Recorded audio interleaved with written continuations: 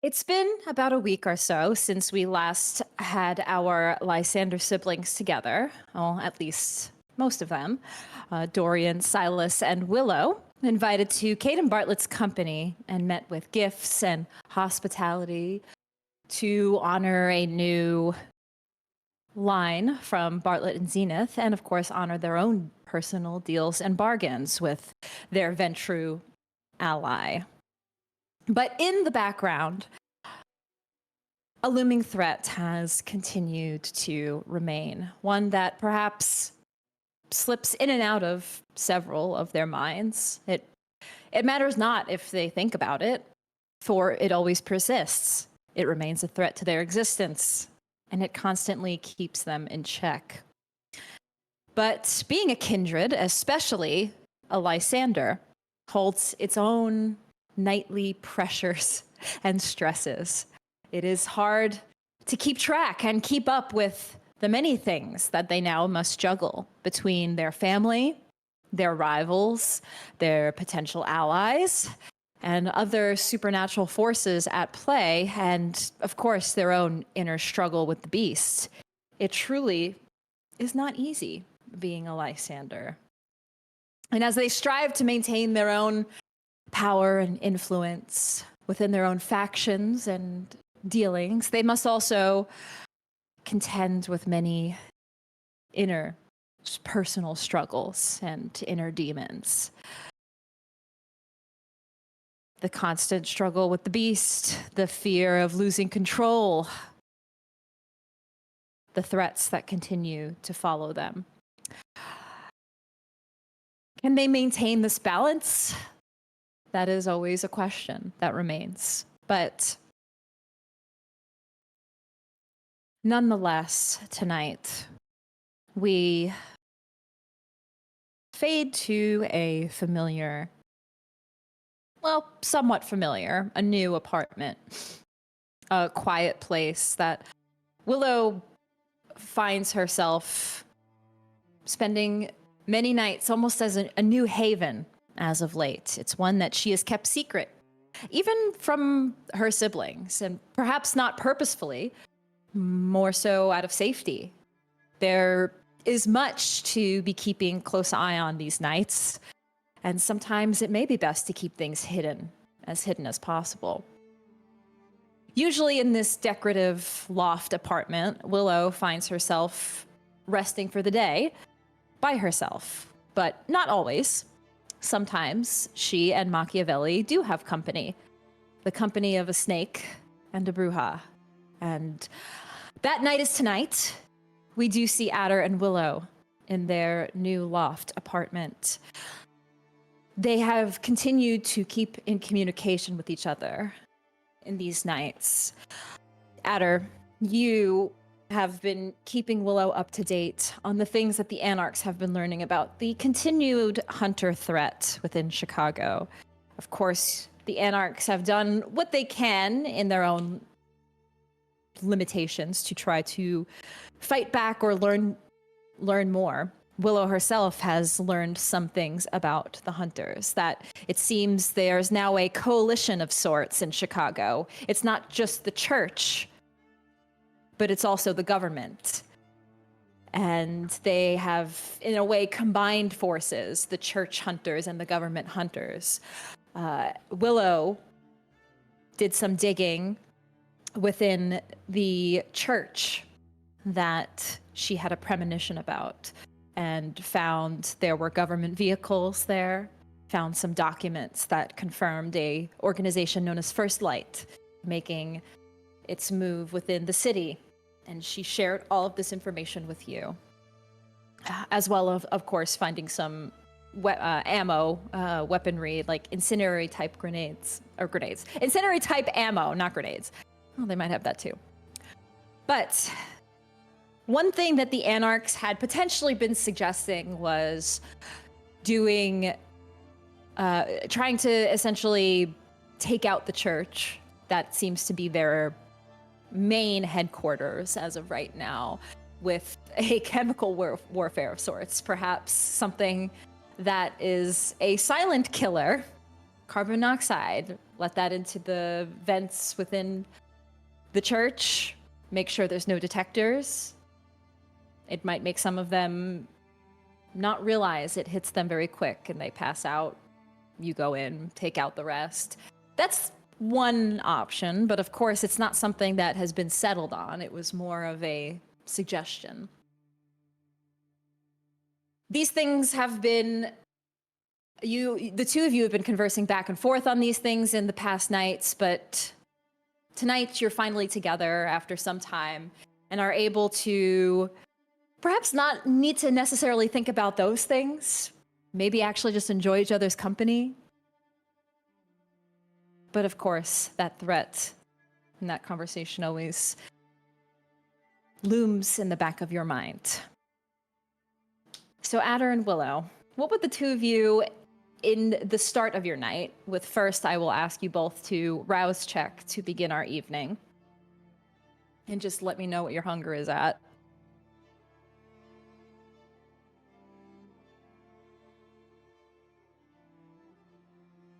One? Uno. I succeeded. Two. Okay. Mine stays at 2. Got it. Okay. And you know what, Silas? Why don't you do it for tonight as well, since this is a new night? Why don't you go ahead and make your rouse check just so I can jot down. Hunger 2. Okay. Everybody's pretty calm this evening. That's good. Good. So, Adder and Willow, for a normal night in your loft, it's the beginning of the evening and you've just arisen for the evening. What would the two of you be doing on this night?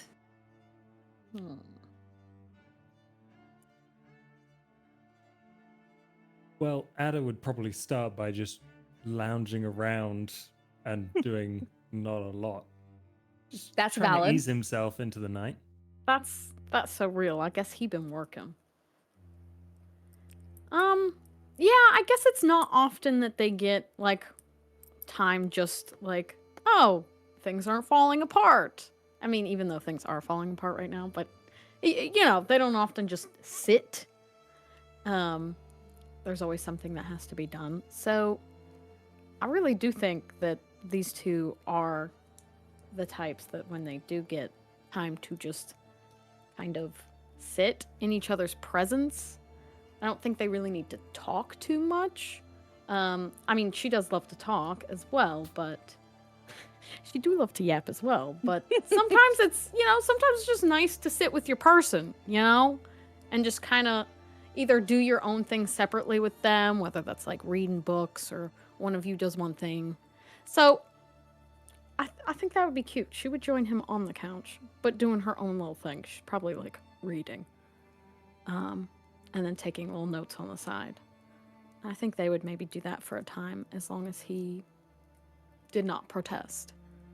Oh, sure, yeah. That probably goes on for like an hour or so of them just chilling, being there together, and actually relaxing, I guess, which is probably Rare. feels kind of weird for him. And then he'd just like stretch and look over and be like, "What are you reading?"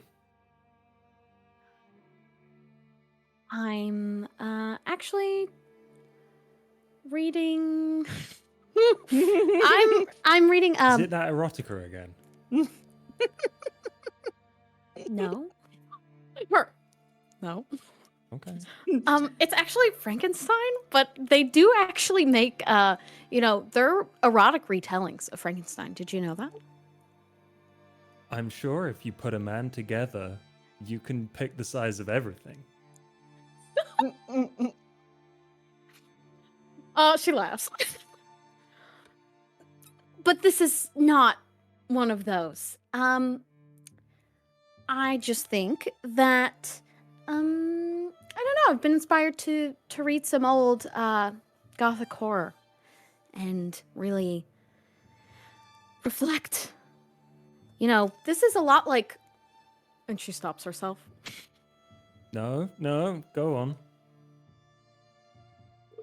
You know, Tremere can do stuff like this. Read books? Obviously. I mean, you know, like the Frankenstein stuff. Do you think maybe that Victor Frankenstein was a Tremere? No. Victor Frankenstein was a man. That is the point of the story. Okay. She does a little eye roll of like, okay, I understand Mary Shelley's messaging. Oh, God. Willow's like- maybe he's not. He's like, maybe "All right, he's a Truha. Yeah, Momo's An like, I'm intellectual. gonna head out after that one. All right. He said, Ah. I'm gonna mansplain Frankenstein to my girlfriend. Actually, he gets so few chances to show that he did a degree in a thing. That's so true, and you know what? That's why she's gonna let him. But Okay, no, all right. I can explain more of it. I'm sure. And why he's not a Tremere. Well, if he's putting like bodies together, he's like a Carter, right? He's one of those incestuous Giovanni dudes. Wouldn't that be more like one of those oh, I've never met one, but I think Silas talked about them once. It starts with a T. And not Tremere. No. Oh, a Simitsi. Yes, one of those. That's kind of the same Where thing. did you learn this? He's filling your head with disgusting, filthy things about Simitsi. What do you mean? Is that not what they do? Oh no, that is what they do. Okay, well, what? Supposedly. Okay, so then he could have been one of those. That is true. But that's not Yeah. the point because he's supposed to be human for the messaging, right? But no, if he was undead and if he was turned by one of us, I think you're right. It would have been a Simitsi. Does a little nod like I've been vindicated. Yes. Anyway, other than Gothic horror classics. Machiavelli crawls up and looks at you, expecting a treat. Speaking of Gothic horror classics, the Gothic horror classic himself wants a snack. And she will go stops what she does or is doing, gets up, goes to the fridge. I imagine they have a fridge solely for the imagery Literally, of it. and just the food is just for your pets. Because It's just our pets. It's That's like- the pet fridge. Because you guys don't need food. Cheese and frozen rats. That's all that's in there. Cheese, Yeah. cheese and frozen rats. Yeah. Dude, what a family. What a family, truly. I get a little snack from Aki and I come back over and give him a little treat. He takes it and brings it back to Monty, who's like wrapped, coiled in the corner, resting. Oh my god. He's like on the heating vent. Yes! Oh, that's so cute. Also, look at my child sharing first. He's such a good boy. Very responsible. He's so responsible. He's taking care of his family, his familia first. Oh my god, Maki. What was I saying? You were talking about Victor Frankenstein. No, we were getting off the topic of Frankenstein. Oh, okay.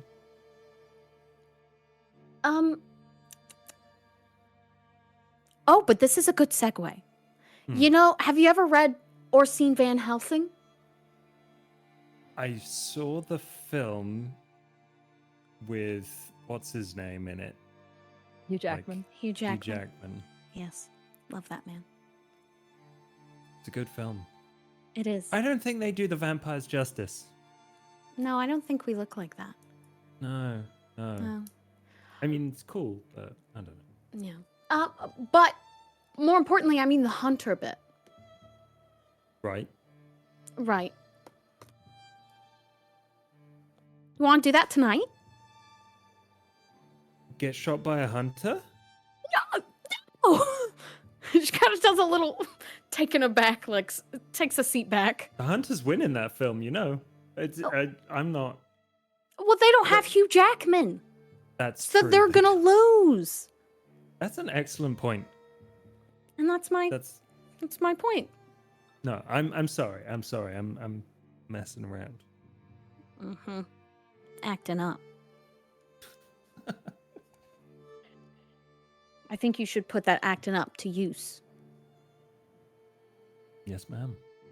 Go be Hugh Jackman, get a long trench coat, and go kill some hunters. Okay. And I'll You know what the be hunters are?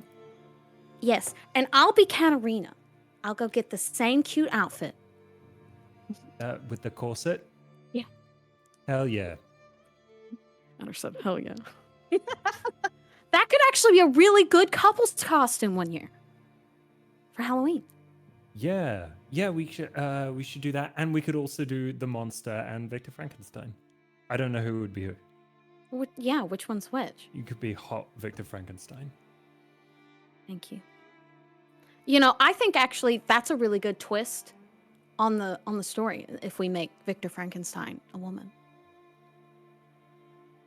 Victoria Frankenstein. Victoria Frankenstein. Oh, that's so good. She writes it down. So she doesn't speaking of forget. jobs, actually, that a thing did cross my mind. You got I was just kind of wondering how the thing with Anita went, like the thing Anita told you to do. Oh, yeah. I have good progress. Okay. You need a hand or what I kind think of if you progress? so you know how Caden came out with that line of new jewelry? Did I tell you about that? Yeah, you did. Yeah. Well, he tried to be all sweet and make us all personalized gifts, but mine didn't really work out for reasons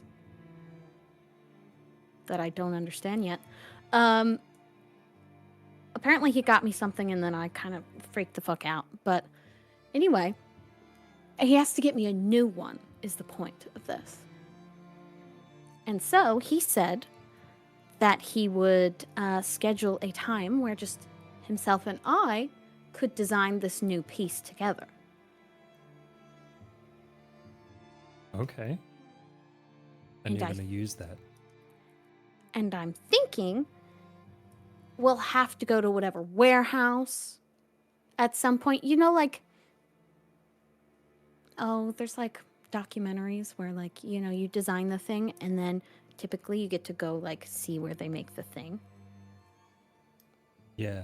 On the Like production that. line. Yes. I'm going to go there and I'm going to fuck it up. Okay. Yeah. Because you know what the most ridiculous part is? These are actually really useful devices, but they're like crazy expensive. So like anybody who actually needed them would never be able to afford them.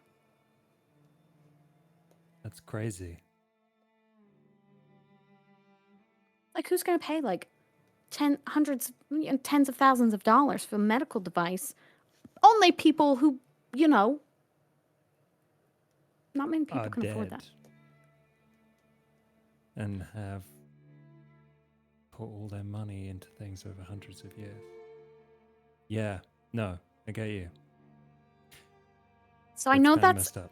a different thing, but she just said I have to fuck him over. And I think that would be a bigger thing to do. I agree. I like it. Industrial espionage. That's what I was thinking.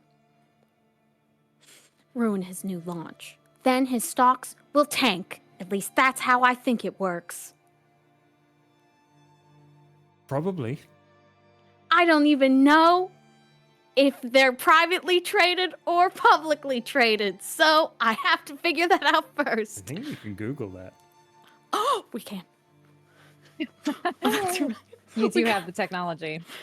Is Bartlett and Zenith or whatever publicly traded? They are public. Yes, they have stocks. Oh my gosh, then it's gonna work.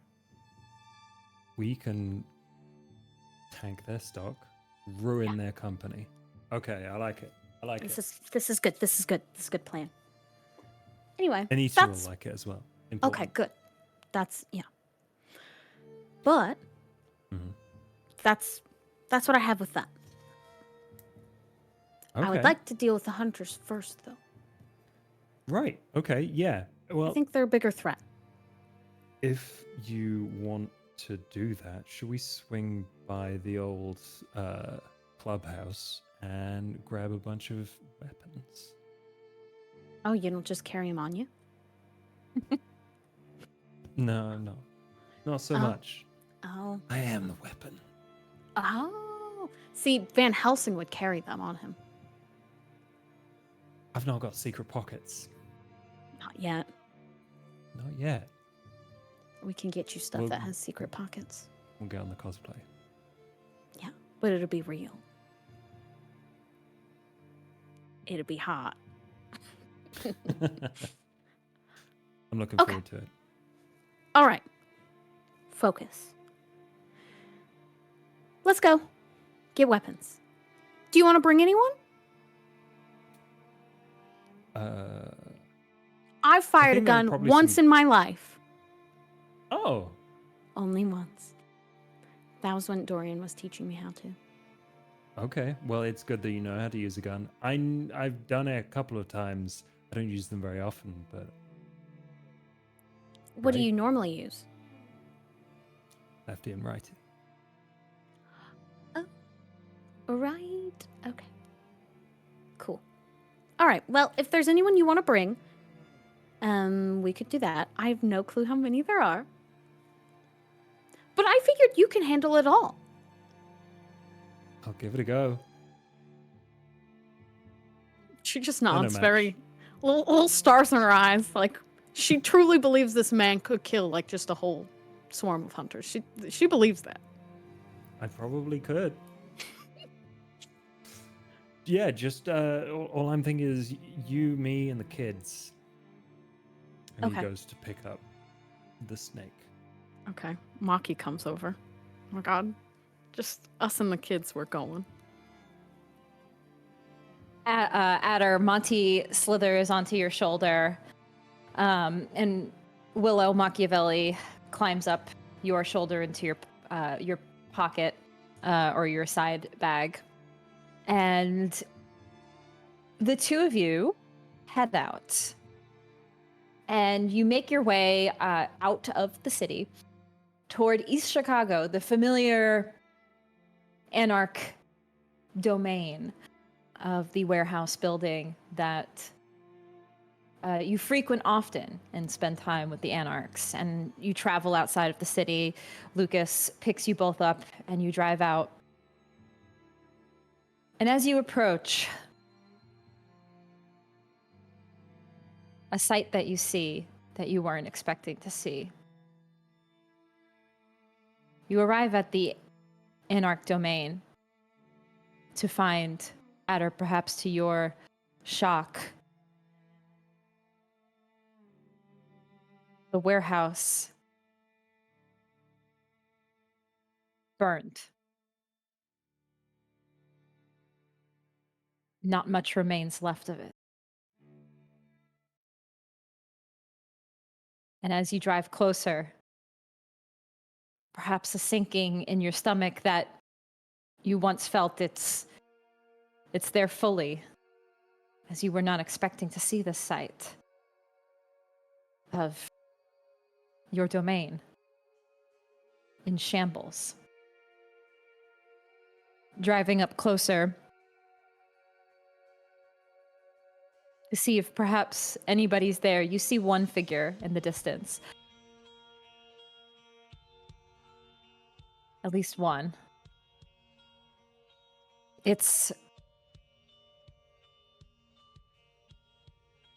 familiar Gangrel, your friend. You see her standing, looking around, picking some things up. And as she sees your darkened vehicle approach, she at first, you see a moment of hesitation. But upon closer inspection, she recognizes the vehicle. and walks up to the two of you. She looks at you, Adder. What happened? A day raid. That's what we think Here? it is.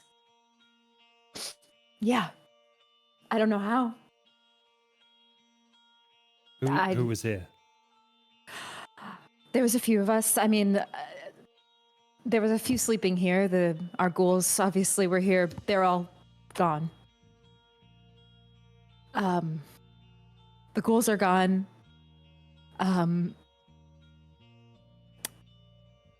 Genghis is gone. God damn it. I think the rest are scattered. They're not gone. Just not here. Well, where's Anita? She left a night or two ago. She's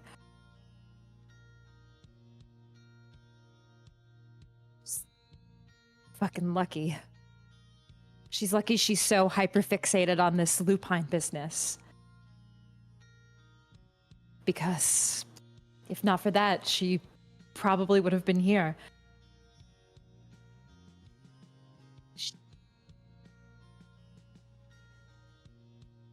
She's in Wrigleyville area. Dealing with the lupine. Okay, well, when this was supposed to go and back her up, isn't she out there on her own? She brought some people with her, yeah. But all her weapons were here. She brought weapons with her too.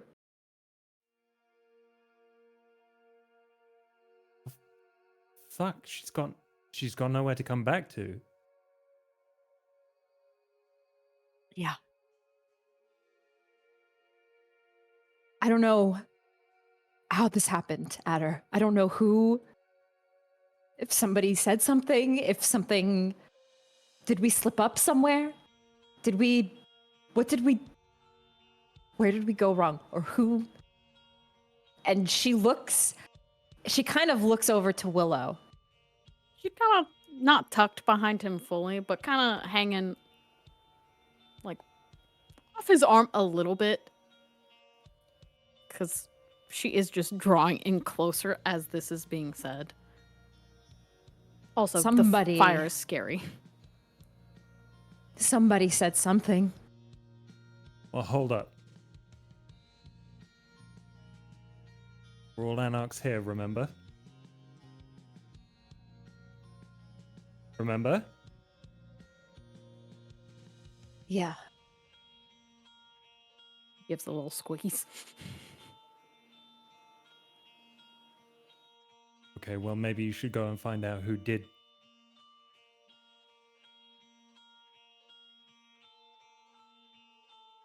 Yeah, I'm working on it. All right, well, let me know.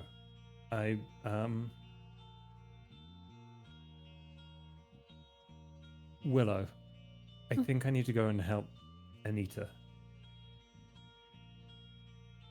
He gives you a very, she looks very scared, but a tiny little, you can't. Why? We need to help, like, if there's can't go to hunters that after her, park. she's gonna... Well, there's It's the werewolves same and there's hunters. It's the same setup. It's the same setup where you die.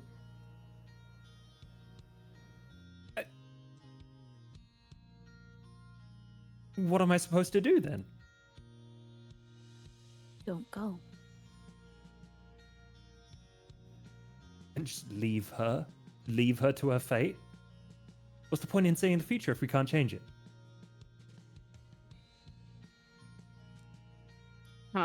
Puts her little head down, contemplating what you've said.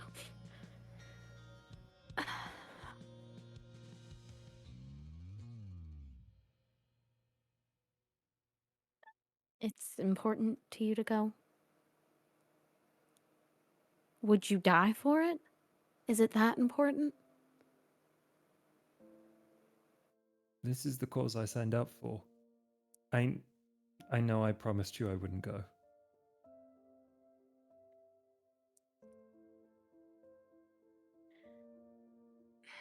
You did, I- but I can go with you. I know what to expect. I know how it happens, so you're right. Maybe since I know how it's going to happen, maybe I can stop it. I won't go unless you think it's a good idea. You did warn me. I mean, what do we do? Like, do we just go for the hunters and hope we stop them before they get to the rest of them? Or, That's if I don't this know. even was hunters. I think it is because they're using fire, but I mean, who knows? fire in the daytime? We've not got any other enemies. The Camarilla don't care enough. No. This was hunters. Yeah. Okay.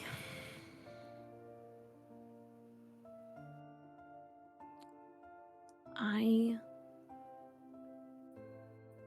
don't want to have to make you choose between people you care about and me. So I don't think it's a good idea, but that's a very selfish opinion on my part. I do care what you think. If we really can't survive this, I don't know.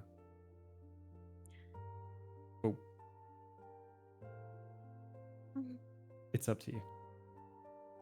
You're part of the team now. Can I look again? Yeah. She'll reach her little hand out.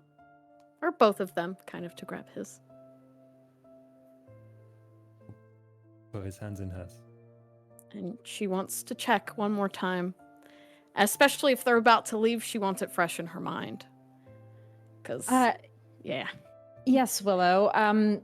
Roll me just a rouse check. Okay. And see if you get hungrier. And then a resolve in aspects. I do get hungrier. I did fail. Okay. So I'm at 3. And then a resolve in aspects.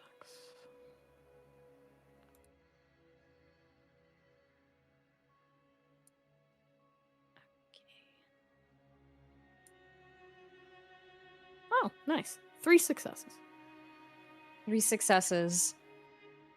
As you grab Adder's hands and take a moment to center yourself in your mind to the familiar whisperings of the Malkavian cobweb that you often call to. Your mind is taken to that familiar scene of the Wrigleyville Park. The grass, the sidewalks, the empty benches. Seems nobody's ever there in that park at night. Wonder why. But as the scene is set, you see it once again. That hulking figure, taller than any mortal, dead or undead, standing 7 feet tall, lumbering down. And then you see blood, red, streaks everywhere.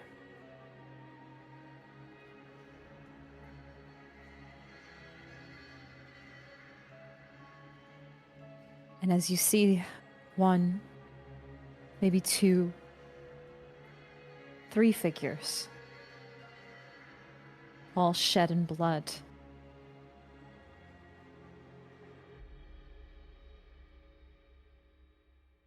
And looking back across the park, you see a building with a light. And that's all you see. And the world around you is swirling and moving so fast, blood red everywhere, as you see the lines streaking through the webs. and you're brought back. And just 10 or so seconds, Adder, you watch as her spirals begin to move faster and faster and then slowly fade away, and she returns back to existence, and the two of you lock eyes. There's a little blink, blink, kind of to blink it away.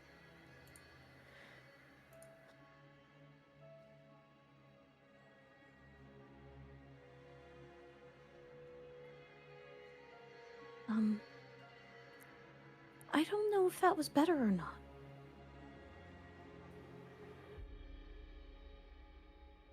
Maybe not that much has changed. No, it's different though. It was different.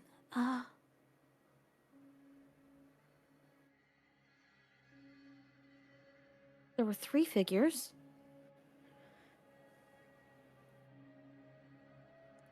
Pretty big, I think. And across from the park, from the way, there was a building with a light. This one seems vaguer. Or more vague. I didn't even see Adder in this, did I? You didn't. I didn't even see you in this one. What the hell? She's like mad at herself, like, what the fuck? Just does a little bonk, bonk, bonk. A light little bonk of like, why does it not work when I want it to? That's okay. I mean, maybe I'm not in it because I'm not there. I don't know.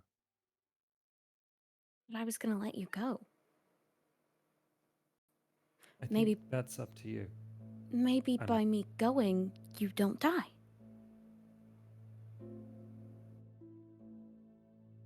So I've never been in the other ones. That's never been. Or maybe this was telling me to not let you go.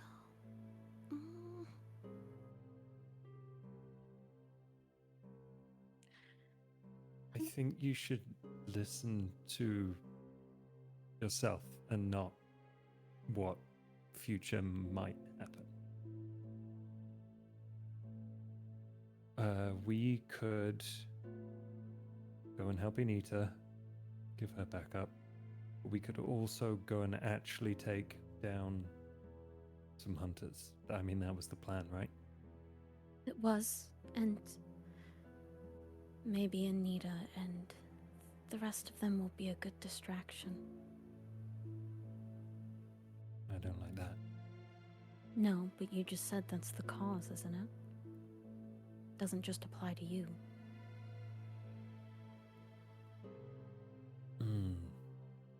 Mm-hmm.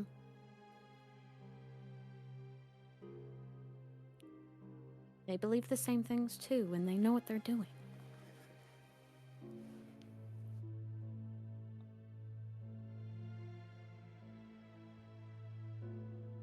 Don't know what to do. The gangrel who had been not listening to your guys' conversation, but she's been kind of just walking around the territory, and she walks back to the two of you and speaks up. Sloane drove out to Gary, so I'm probably gonna follow her out there, and the rest of the group will probably reconvene in Gary. Okay. I'll catch you when we're back. She nods, and you watch her turn her back and begin to run. And as she runs, you watch her jump into the air, and as she leaps, her form shifts into a hawk. And you watch her fly and continue east toward Gary.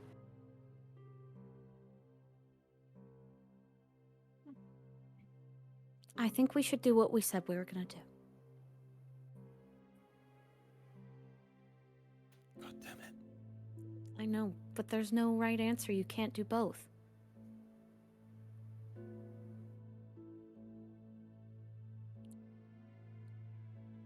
Can you live with them?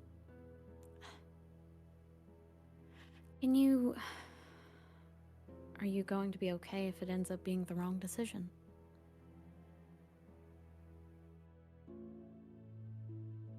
know these people are like your family.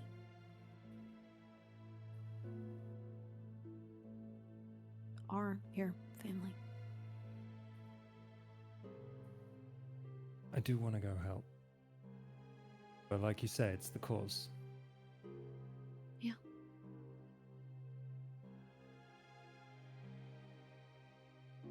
Adder, as Willow was saying these things to you, and you do heed her words, but you think about Anita, and she's your Malwa. She's somebody who's very close to you. And you think about her, you think about Willow, and you look beyond her shoulder at this charred building that was once your home, and it fills you with that barely contained rage that you have as a Brujah. And that's when the blood starts to boil just a little bit more and more and more. You were able to contain it for this amount of time, but it's very hard to contain at this point. I want you to just roll me a resolve and composure.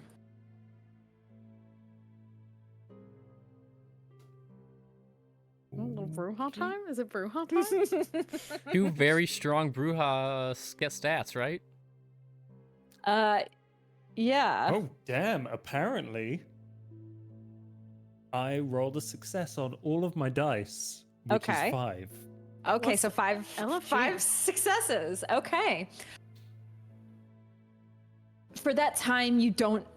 For this moment, maybe perhaps it's Willow keeping you grounded. You're able to contain that rage that would just make you want to just rip something apart. But you don't know how long you'll be able to keep this contained for the evening.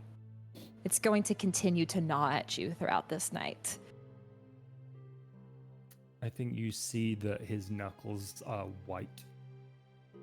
He's clenching them. And just trying not to shake with anger.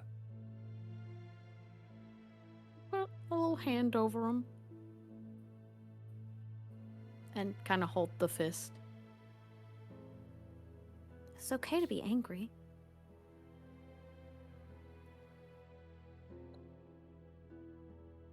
Yeah. You don't have to hide that. If that's what you're trying to do. I am trying to not fly off the handle. Is that what you need to do? No, I think I need to be clear-headed this evening. I think we need to go do something with this. Okay. If you need a task, I'm very good at giving them. Yeah, let's get something done. Okay. To the church? To the church. Okay. Do we want to Um, see if there's any weapons to salvage? Like, can we? Yeah, Like, was anything left? you look, and there are still some weapons that remain that you are able to salvage. I'm trying to decide what exactly you would have. I assume probably some rifles, Yeah. like some guns. Some guns, TM? Yes. But if there's anything like specific that you might be looking for, we can roll to see if perhaps it's there. But I would say at least there are guns available. Grenade launcher. I don't. The ammo Actually, might have that cooked hurts. off in the fire. I don't know about that. That's fair. All right, fine. Bazooka. I guess. Fine, That I'll take my was- second choice. The one that you were planning to shoot down the Lysander helicopter one day? Yeah, exactly. Yes. The anarchs pew at the So good. Lysander helicopter. But it's so good. No, there is no RPMs or bazookas. What's an RPM? RPG. Rotations per minute. Yeah.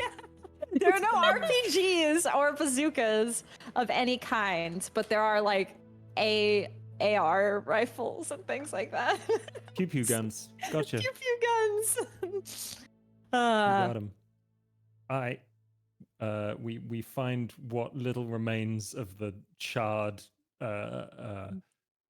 guns and ammo, and I have you said you shot one of these. I hand you one of these. There's another weapon I want you to have. What? Drink my blood. What? You told me not to do that. This one time is an exception. I gasped. Why is it an exception? Not that I don't trust you, Because- but I like to know.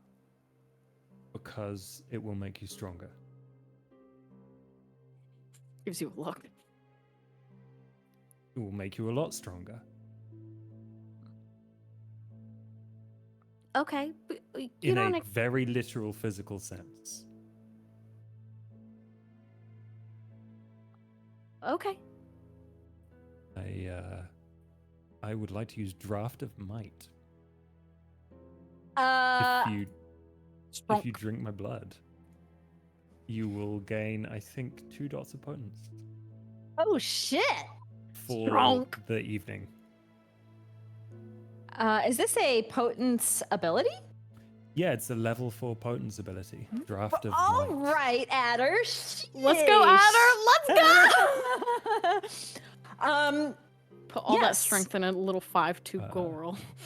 Punching holes in walls. One night until the next feeding, or the vampire reaches hunger 5, is how long it lasts. And I have Okay. to do a rouse check. I would if assume that is so. something that you want. If you think that this would be helpful, I'll do it. I'm not very what's the word? I'm not exactly, a violence kind of girl. I know, but just in case, like this is a last resort. Okay. If it's a safety thing, then I'll do it. He rolls up his sleeve and he gives her his wrist All right. and does She'll a do roll a check. nom. Go ahead and rouse check Adder. And I'll say, because you're essentially giving her your blood, well, not essentially, you are, that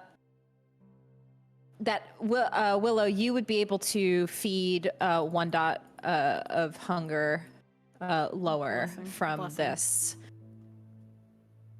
That will be useful. And you don't have to roll anything for this. It's just, I guess it just activates. Yeah, it's just the rouse check, and it Okay. lasts for a night. Okay. And Willow, I have to freaking. I gotta get my character, my books, y'all. I left them on Yeah. my couch. What's this do?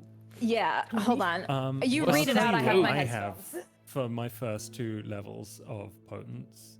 I have lethal body, which means that for free, if you punch someone that is mortal, it does aggravated health damage, which is very bad for them. And on a rouse check, you can add those potence dots to any like non-combat strength successes, I believe. Okay. Damn. So, like, if I need to get in a fight with a hunter, I can use this. Yes. Like I a think it hand-to-hand also fight. increases the amount of damage you do, but like it's Okay. mostly for Well, lifting. When we get to that, we can use it Mhm. if needed, or look at it if needed. There's also one where you can jump far. Big jump. Big jump. Big jump. Okay. Um, Drink my blood. Oh, I've done Is there a thing I can do in turn? You're not very sneaky, are you? No.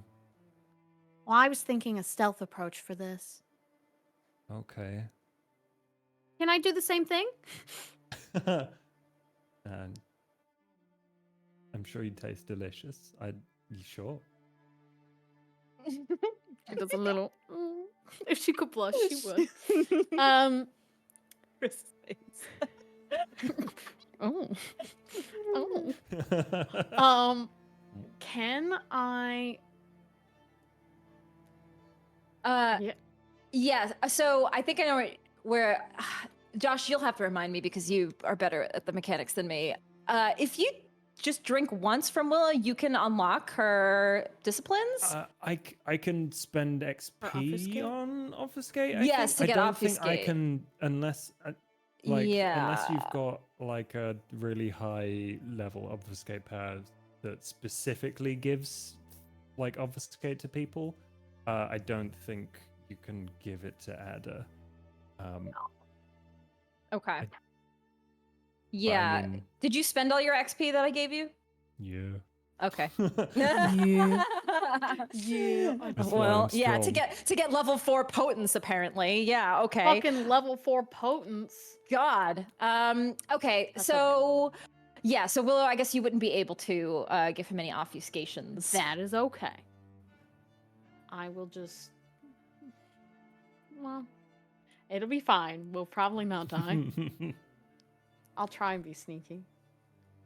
When you mentioned being sneaky, you remember that one of the fights, more recent fights that Dorian and Silas had, Silas did something to Dorian and it revolved around silence. Oh yeah.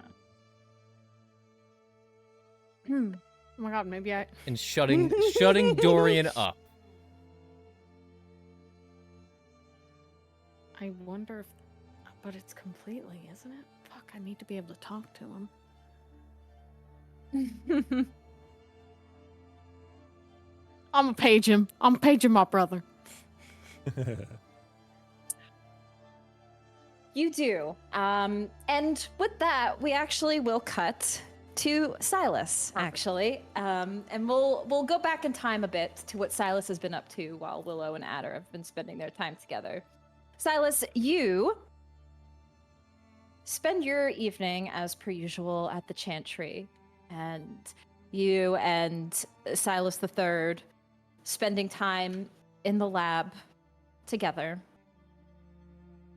When you receive a delivery to your door, that a light knock is left on the door, and it Come in. seems that nobody answers.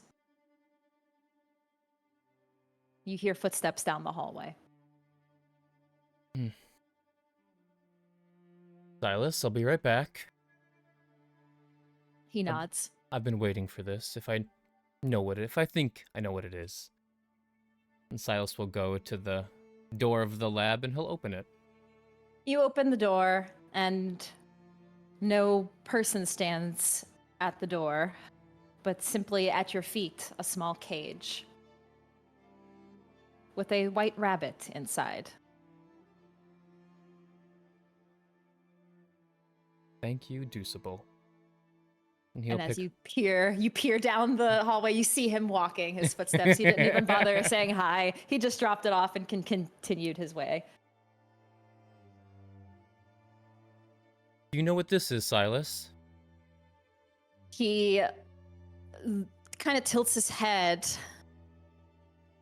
I think I have seen in this book, and he points to a biology book on mammals and amphibians and. That's correct. It would be in that book, but do you remember what it's called? And I think he would give the scientific name for the creature, not rabbit, but whatever the scientific name That's of it fine. is. A-okay. Whatever he read from this book about its, species. Sure. That is very impressive. I believe even I don't remember that. Yes, this is a rabbit, but it's white. White makes it very important.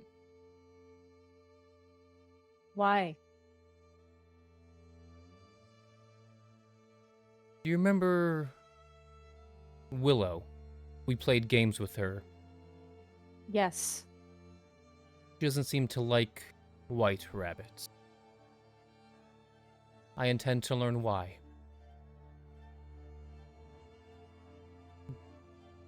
But also, think of it as insurance. Just in case. He repeats your words, just in case. Now, back to our experiment.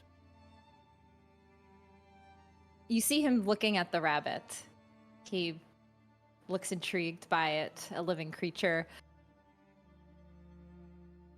Its little nose twitching, and he stares at it curiously.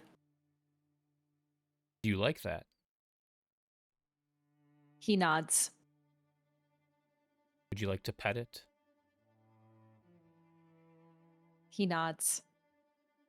Silas will go over to the cage and pull out the rabbit, and he will hold it to Silas the Third.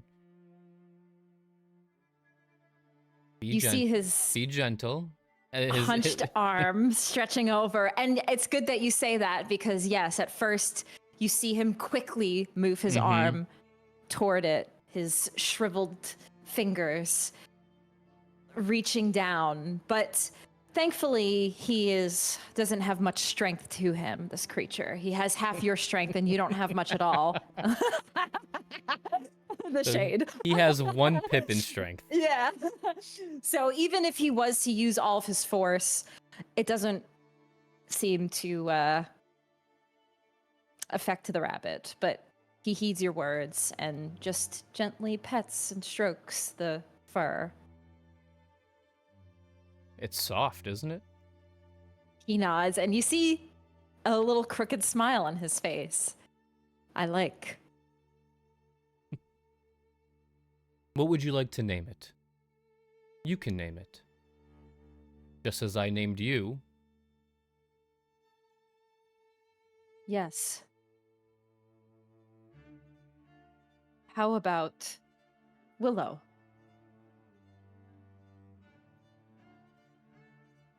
Willow. A little poetic, but I like it.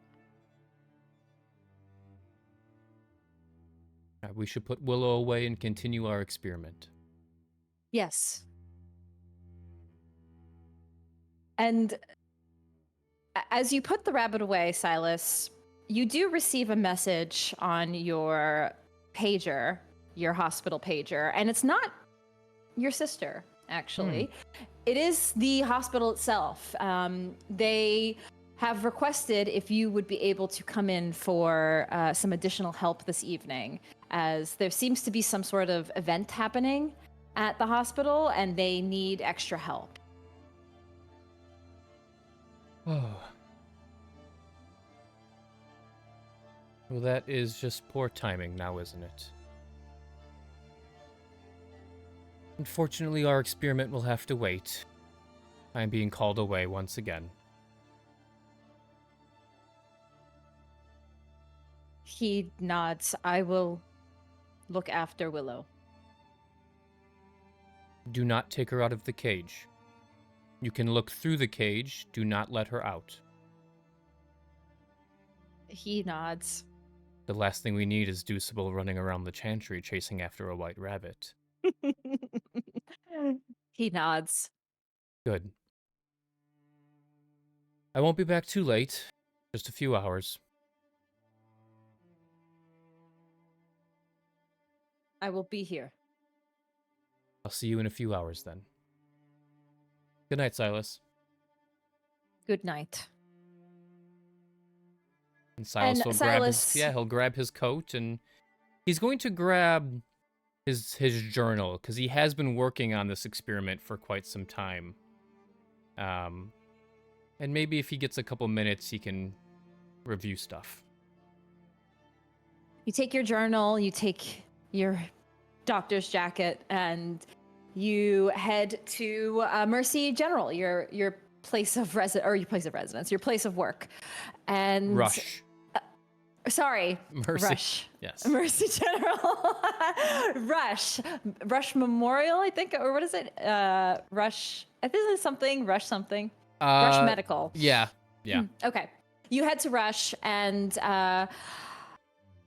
when you arrive, you see the familiar receptionists at the front desk, and it is actually quite busy here at the hospital. It seems you see like balloons and streamers and signs, and it looks like it says like fundraising drive, and it marks arrows to one part of one ward of the hospital.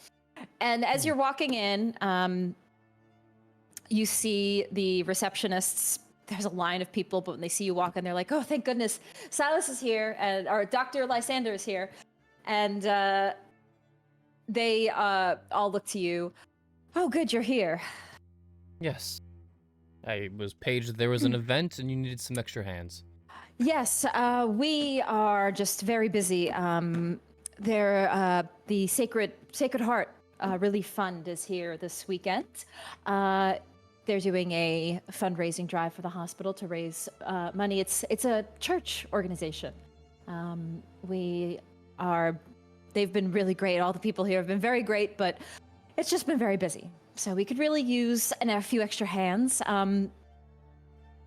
Perhaps, if you wouldn't mind, Dr. Lysander, having a more well-known face at the fundraiser to just shake some hands and maybe get a couple of extra donations. We would really appreciate it. Does that name ring a bell? Roll me. Hold on, my mouse. I think my mouse just died. Roll me a intelligence medicine, or I guess not medicine. Intelligence politics. Of course, you have to pick my worst intelligence Yes, run, I right? know. I know. That's why. Ooh.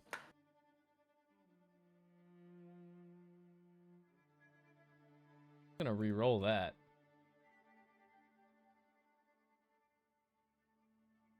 Only 2 successes. You're not familiar with this group.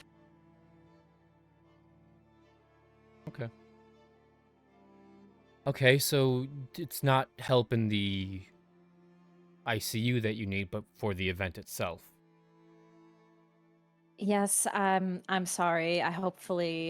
We try not to abuse these types of things here at the hospital, but the manager of the hospital requested it. So, Okay, and what time does it go to? It's probably at least 9:30 already, right? it seems to be going all weekend. It's a Oh. marathon. Well, I assume I should probably go put on a better jacket than this. I have one in my office, and I guess I'll go shake some hands. Thank you.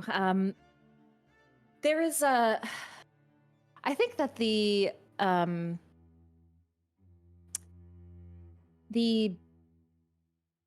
owner of the charity wanted to perhaps meet with you first to just get to meet you, the Silas Lysander, and talk about maybe how you can help us raise some more money for the organization.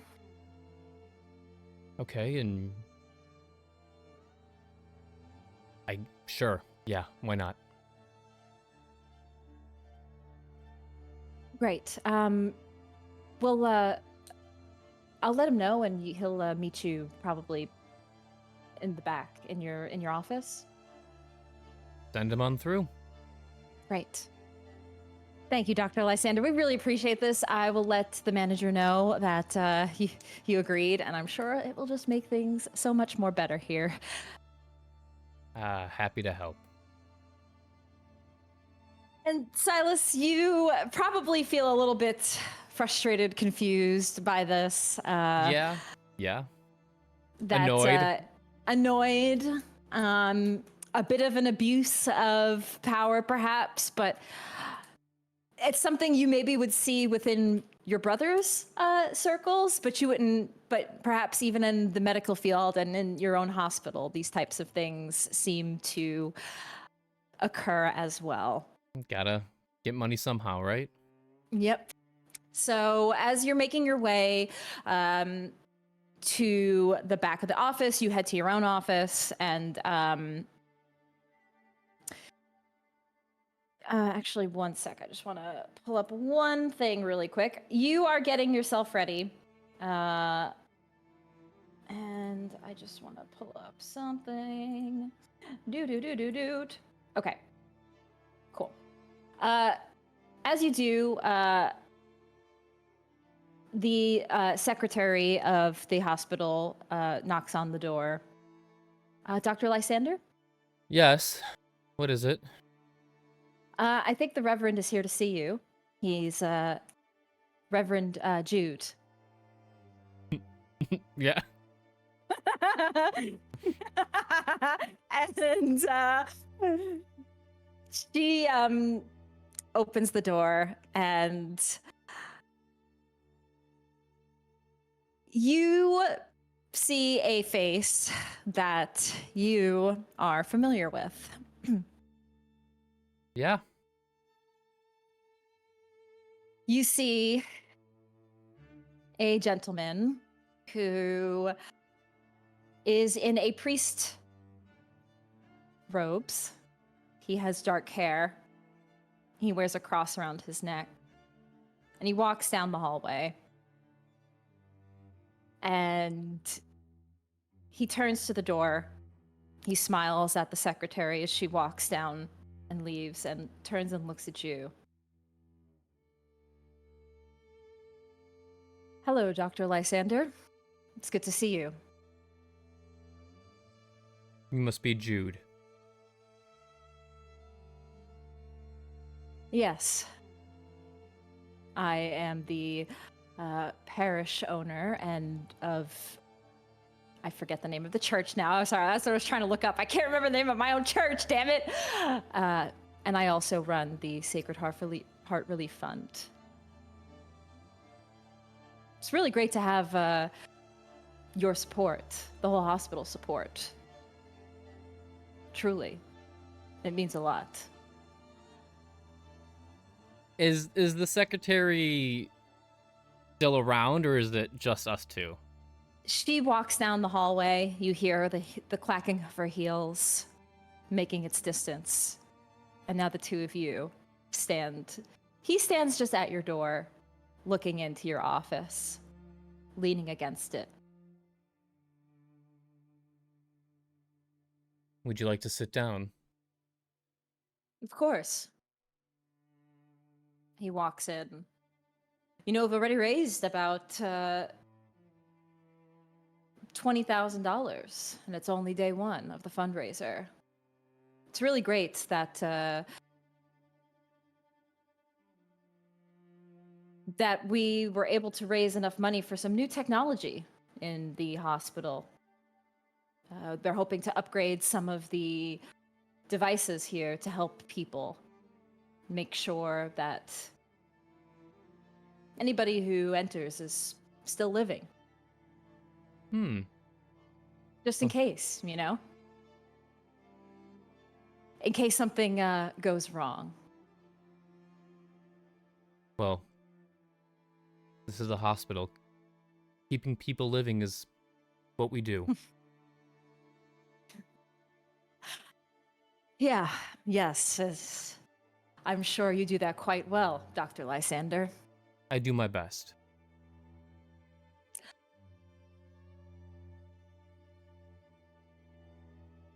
Hopefully the boat's doing all right. It's sunk. It's a shame. Hmm. It was a nice boat, a nice yacht. Well, it was practically a write-off. I'm sure. I'm really looking forward to the future of Rush Medical, you know? I'm looking forward to seeing how the new technology will pan out for helping people and making sure everybody is safe, taken care of. Like I said, taking care of people is our number one priority.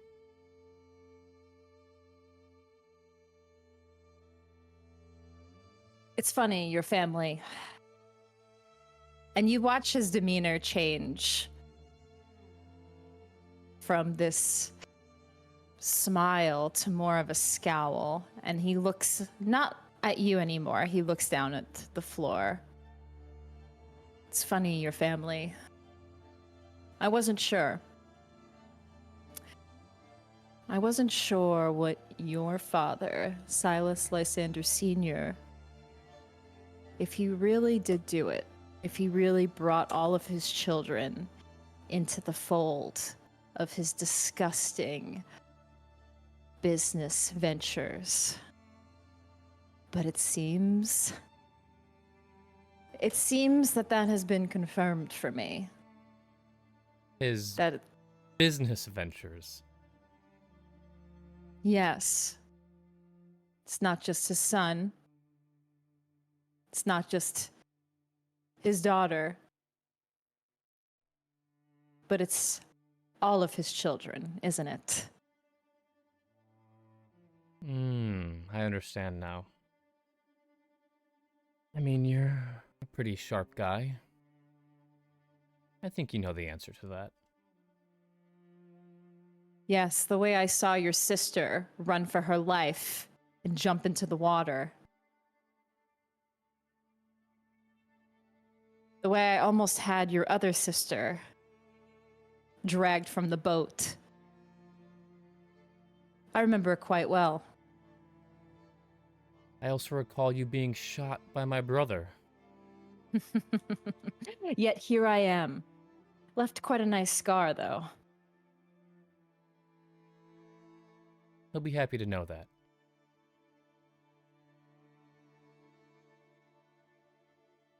It's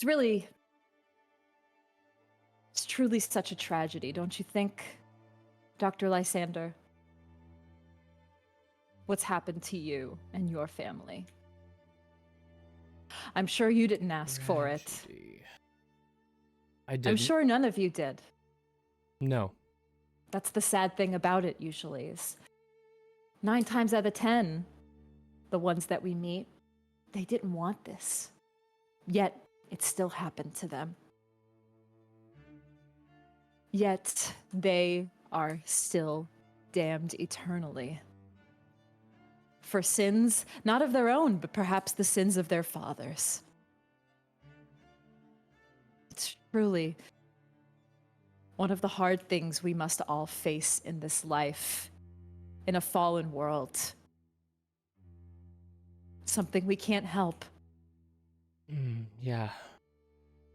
You know, you're preaching this homily you're giving me. It's interesting, isn't it? You look at me a certain way, but you don't even see the big picture. You call us monsters, but yet how many wars have been fought over religion? Probably almost every single one of them.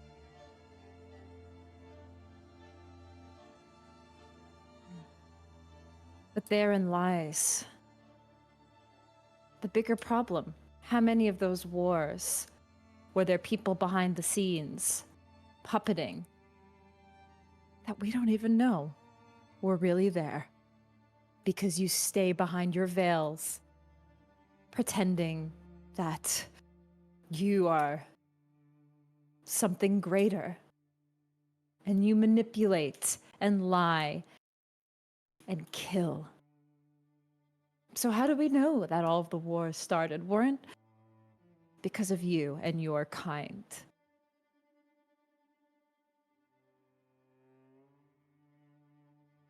I think it's something we just have to go on by faith.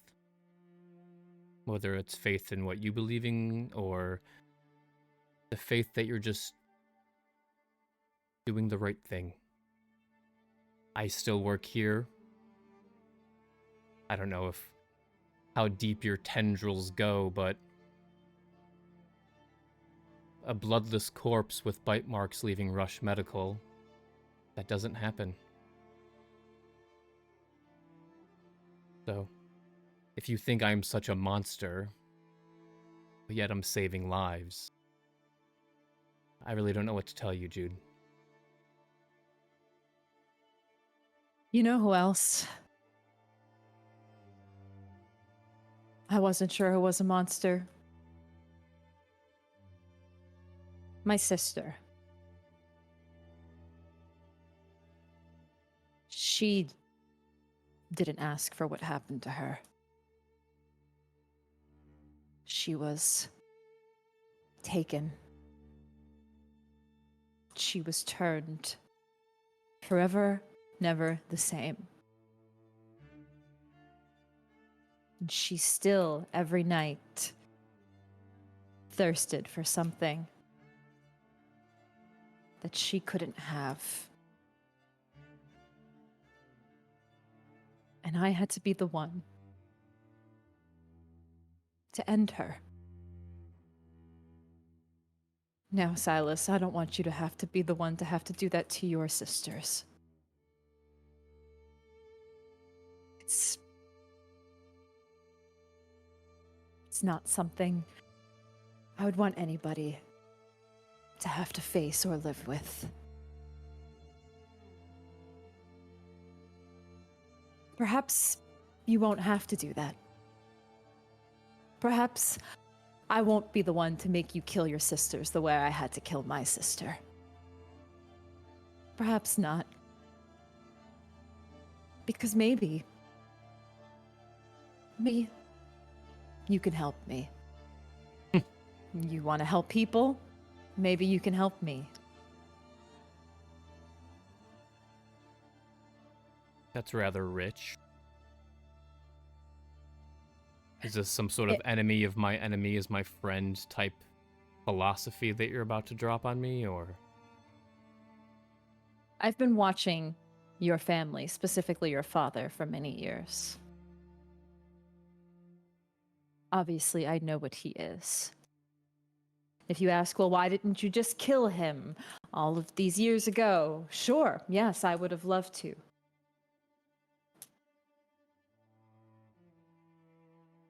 And maybe that day will come soon. These things take very much care. Many, many meticulous nights of studying and understanding. But no, it really is about the bigger picture, like you said. It's not to just stop at your father. But I know there are others in the city. I know that Chicago is a city that is run by leeches like you. I know that many of the businesses in the city are controlled by them. And that's why I don't want to stop with just your father. I want to root out every leech in the city that runs a business, just to see how many it is that truly do corrupt the city of Chicago. So perhaps this, Silas, Dr. Lysander, You give me a list of every person you know in this city that owns a business and is one of your kind, and I will spare you and your siblings for what is to come.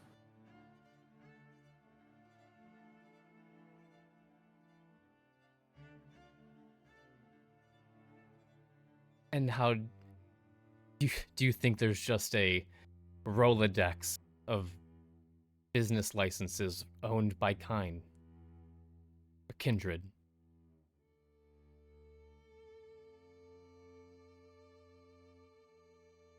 I know you are familiar with them. Your family is ingrained in business, Dr. Lysander.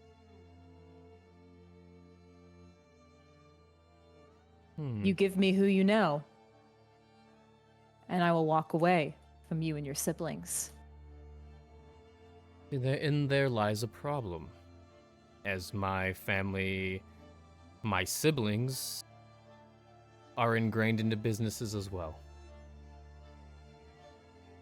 So are you willing to leave one business,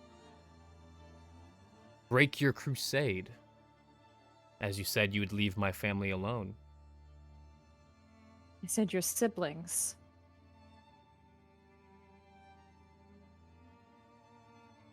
Yes.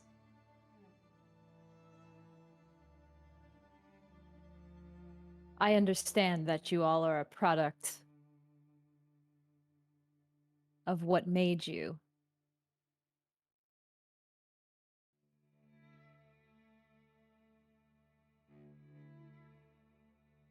That is what I am willing to offer you now, Dr. Lysander.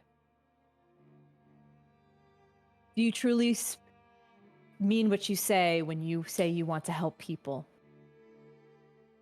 Because this is helping people.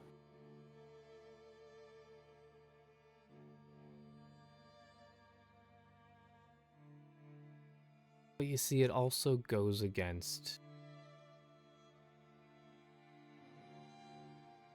It goes against a lot of things. And what happens if I say no? Will you just walk out of this office like this conversation never happened?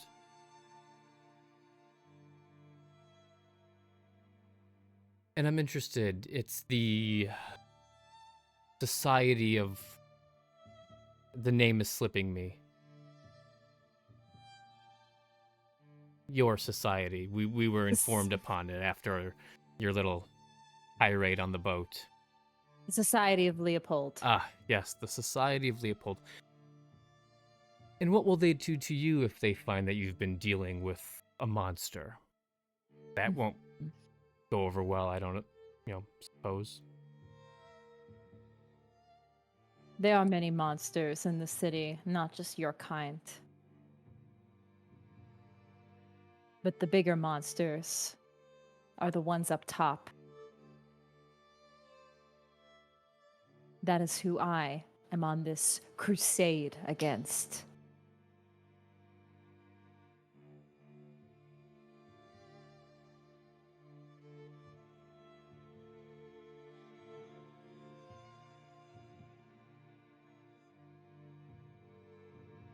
I'll have to think about it. Unfortunately, this is a limited time offer. The amount of time that I remain in this room. If you do not take this deal, well, let's just say the next steps of my plan will move into motion.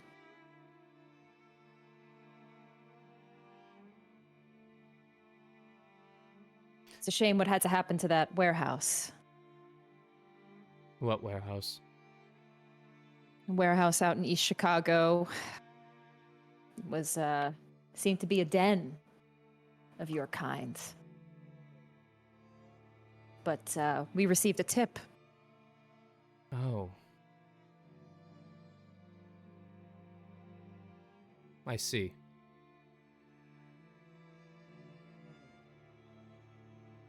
Above table, and this isn't, this is Chris trying to think. All of the kindred, so like when he says that, it's like Hayden, like dad. You know, those are the only two I can really think of. Like, I don't know, does PKJ own businesses? Like, He does. okay. It seems like he wants to know like the Ventru of the city. Got it.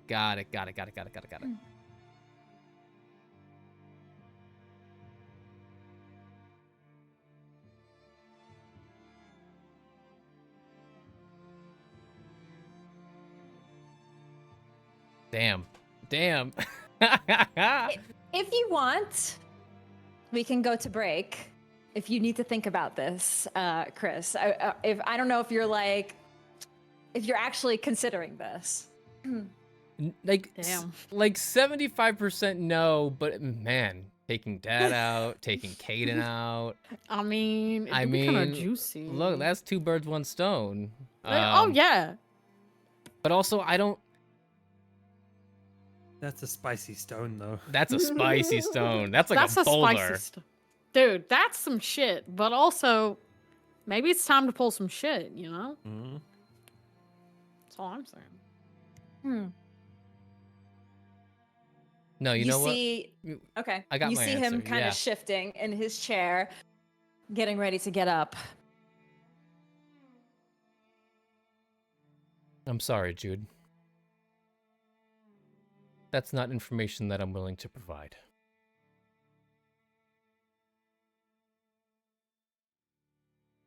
Disappointing. As a doctor, I thought maybe you would have some sense. You would think. That's all right. Please don't smoke in here. It's a hospital. You see him pull out his Zippo and his cigarette.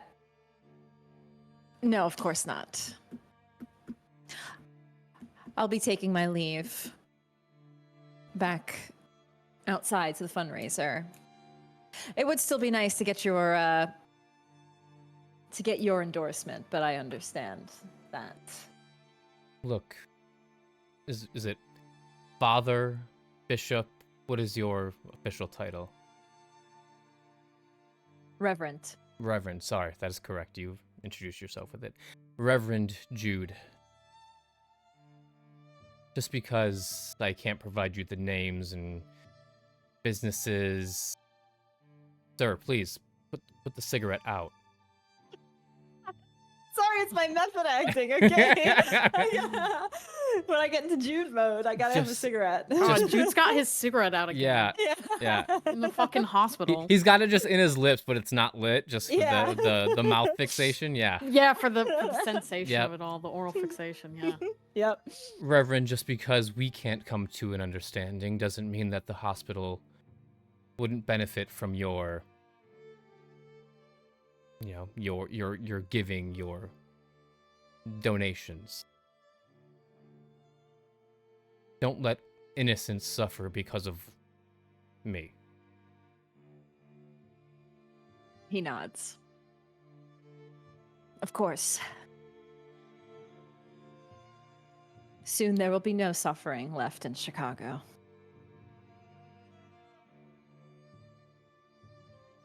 Or maybe it's just the beginning. He stands up.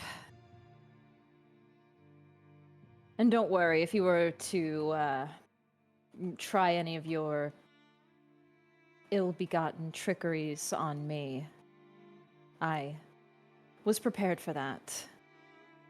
And this entire building is surrounded. Ah, good to know. No, there'll be no ill-gotten trickery to be had tonight. This is still a public building, and I'm not an idiot.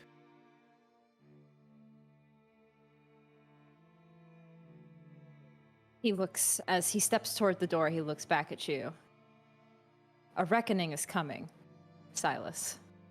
Dr. Lysander. I You've hope made you're that ready. clear. I'll be as ready as I can be.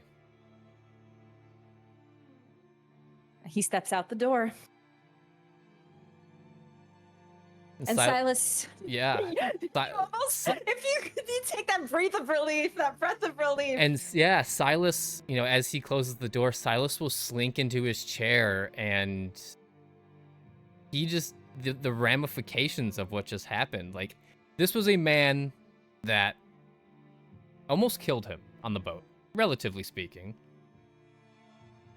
For all he knows, he didn't want to reveal it, but this is the man that killed Thea. And Yeah. now he just said that, you know, I think Silas can put two and two together, that the warehouse in East Chicago that he's been to that was a den was probably the Anarch warehouse he's been to. Indeed. Yeah. And you take that sinking feeling, perhaps a similar sinking feeling that Willow and Adder felt just an hour or two ago. And you let that sit with you, knowing that these hunters are right at your doorstep, right at your workplace. And it frightens you. You feel the twinges of fear and the beast riling inside, knowing that there is danger. And perhaps in just a moment of that, a jump scare almost, as your pager goes off again to break that silence in your own mind. And it's your sister, Willow, reaching out to you. The two of you arrange a point to meet up that's in a direction for you and for them toward the church, but not quite at the church. And you will reconvene with your sister and Adder when we return from our break. Everybody, we are going to take a quick break. Go get yourself a drink and Was not expecting that. take a Things breather. are happening. Yeah. Certainly. Take a breather, everybody. Okay, because I'll have a breath. we had an intense first half, and we got to figure out what's happening in the second half. So don't go anywhere. We're gonna take a quick break, and when we return, the three of them will be together to plan what happens next. BRB, everybody. We'll see you in a bit.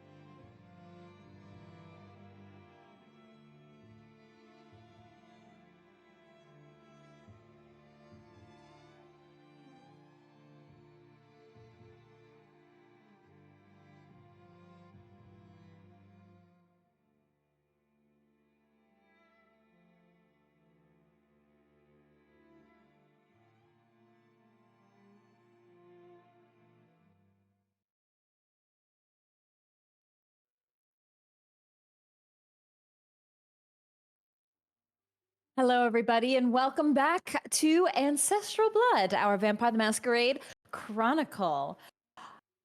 I think we're ready to dive right back into it. So, Silas, Yes.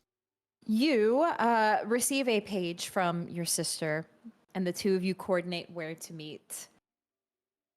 You get in a vehicle and drive out to meet up with Willow. And of course, you see Adder, the two of them in Willow's vehicle, driven by Lucas. The two of them in the back seat, and you slide into the vehicle with them, and the three of you convene together in a safe quarters of Willow's vehicle in the back seat. Well, thankful you're safe. Well, why wouldn't I be? I heard about the warehouse. Oh, you did? I did. Do you know who did it? I think we refer to them as the Hunters.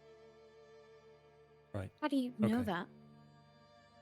I was at the hospital for a fundraiser. And Remember that priest that was on the boat? yeah, the one who tried to kill me? Yeah. We had a nice long chat. You talked with him? I did. And you let him go? We were in the middle of a hospital. Bodies turn up in hospitals all the time. In the middle of a fundraiser. Look, I know you don't I don't know follow the what you get to. masquerade, but that's kind of a big breach. Whatever. What's up? You said it was important. Yeah, we were actually gonna deal with the hunters tonight, and I need your help.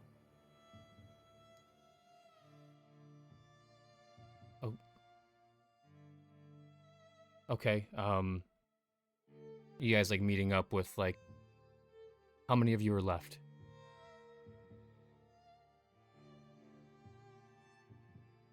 He's not answering that. Anita, They're distracting for us. They're busy with lupines. what do you mean busy with lupines? Busy with lupines. What else do you do with lupines? They're trying to kill lupines. Are lupines back in the city? Do we have confirmation of that? Yeah. Anita's pissed. That's about as much confirmation as you need. She's gonna hunt them. So it's you two. Yeah. That's enough. For one. And is this like a throw a Molotov through the window and run away type deal, or what's the plan?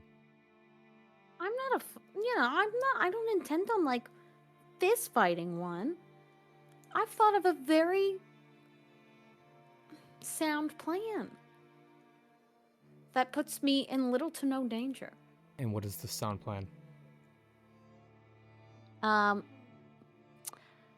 Well, I did some, peeking about, and I found where their HVAC system is, and we're gonna pump dangerous chemical gas through it.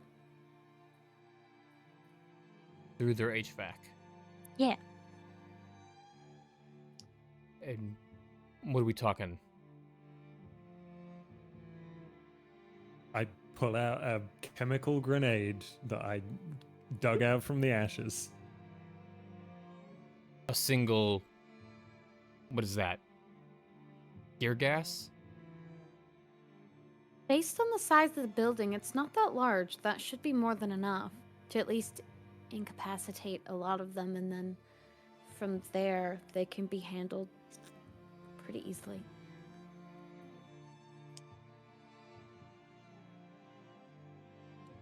I mean,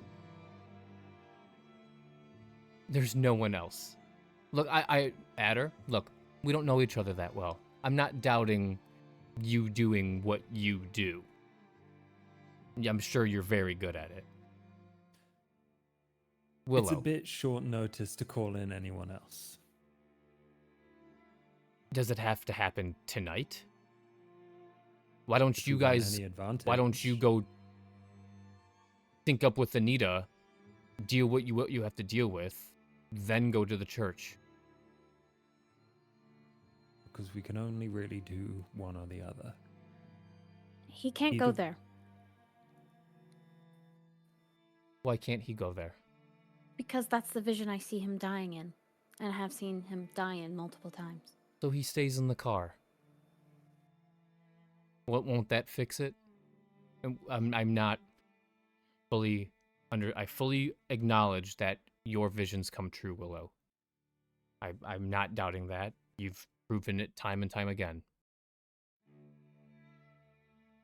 But can't we just try to change it? I don't want to take the risk. I want to take the advantage of maybe there will be a bunch of kindred and Garu in the same location, and the hunters are already looking for a reason to attack something. Well, we know one thing. The main guy, Jude, is at the hospital still. Well, potentially. I didn't keep eyes on him. I came right here. Yeah. I'm thinking they'll be a good enough distraction that a lot of them will be gone. Okay. What do you need from me? I need to make him quieter. Adder. Yeah. How quiet we talking? Well, if I could communicate with him still, that'd be great, but I'm not exactly sneaky. I could do it. You won't be able to talk to him, though. You can do some hand movements. You know, that way, that way. how long does it last? Let's see. It depends on how well, first, you have to hang on to it, so it leaves you with one hand. I do? Or he Whoever does? whoever wants to be quiet. It's in a Okay. a vicinity. Okay, so I can drop it at will if I need to not be quiet. But once you drop it, then you lose it. Kind of a once Okay. use only type thing. But he could drop it if he needed to. Okay. Correct. And it lasts about an Totally. hour. That's more than enough. Yeah. And I'm talking all sound. Gone. From my calculations and experiments, it's about a 6-meter radius. Okay. Damn. Okay. I'll take it. What do you need for it? Well, I'll have to go back to the chantry. How long does it take to make? About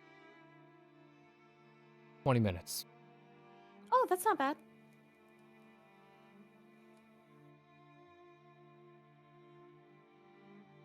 Is that okay?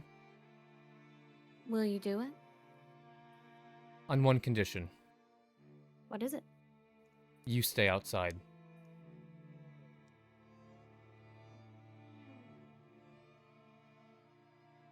Adder's a big boy. He can go in by himself with this.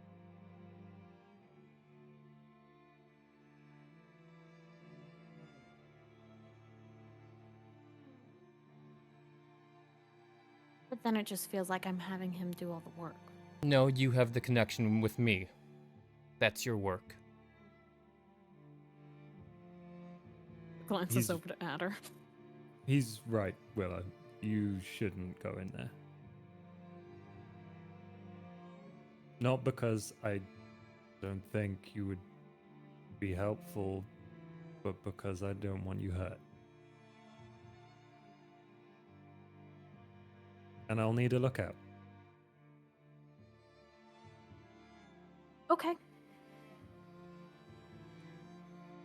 Is it a deal? The deal. You don't step foot inside that church.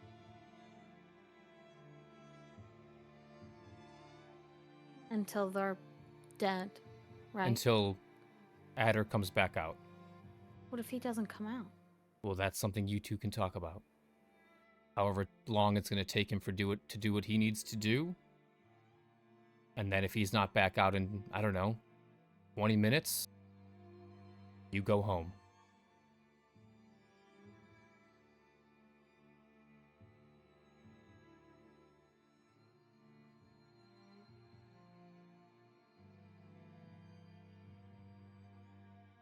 Okay.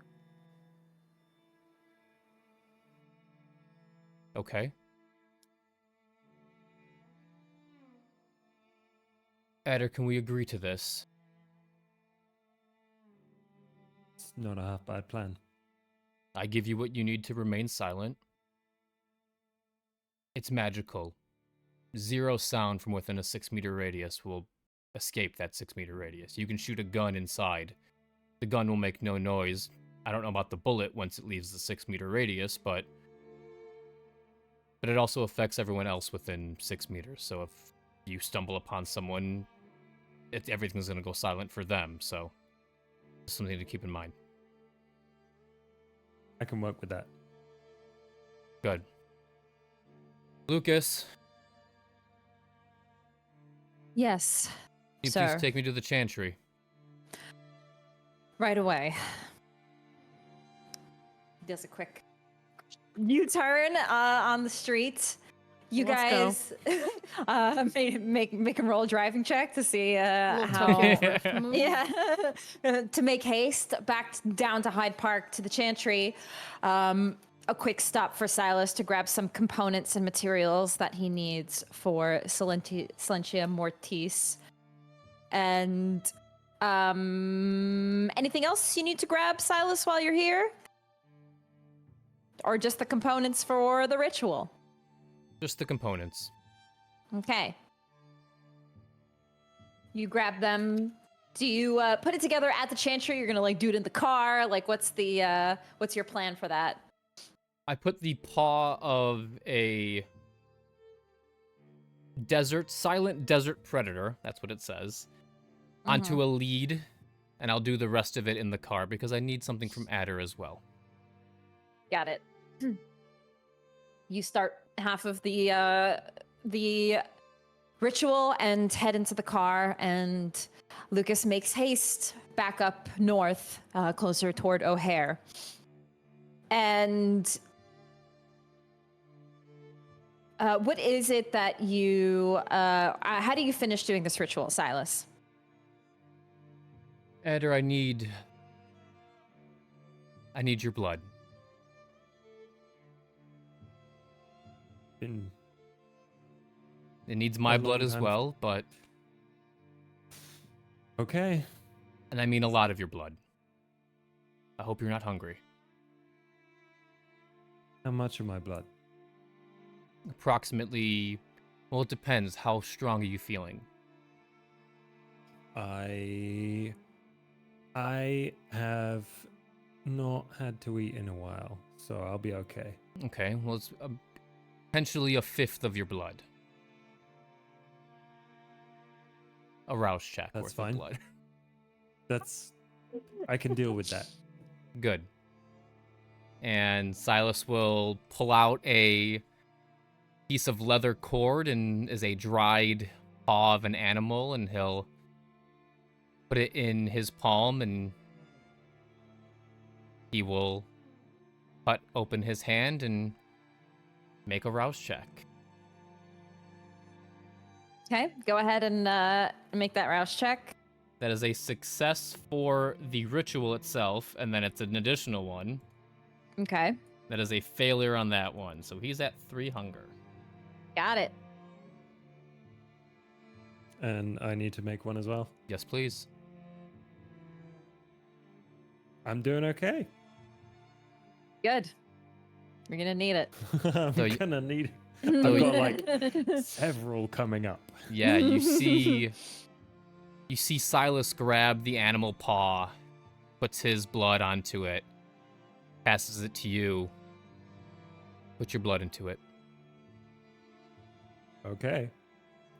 He just kind of pokes a hole in the palm of his hand and squeezes. He takes the talisman back. Now I need complete silence from both of you, please. And he pulls out a candle out of his pocket, and it's like a grossly yellow candle. And it kind of smells once he lights it, like burning fat. And he puts the talisman over the flame, and the hairs start to singe. And then he pulls out a white rose and burns the rose and circles the talisman with the smoke from the white rose. And it's about a 20-minute back and forth of smoke and flame and smoke and flame. And then let me make my ritual roll. Oh, yeah.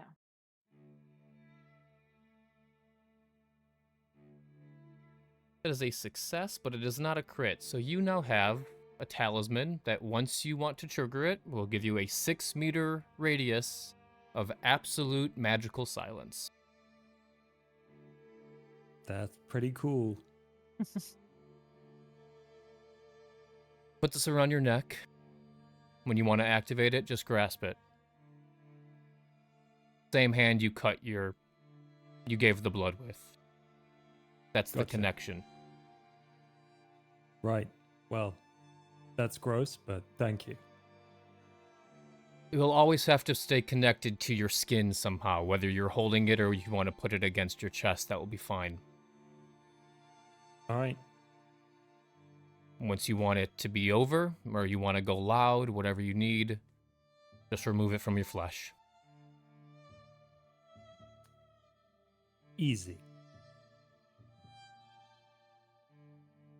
Adder, my question for you, and I guess for the group, for the plan, is once Adder sneaks in, he's going to be putting the gas into the HVAC, or is that the?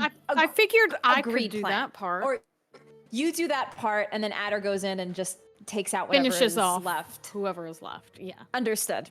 Got it. that was my thought. Got it. Okay. So Lucas pulls closer to the church, but keeps distance. At this point, he's about probably 3 buildings down, and he looks back to the rest of you.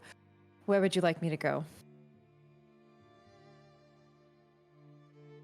I could stay here, or I could try to go closer.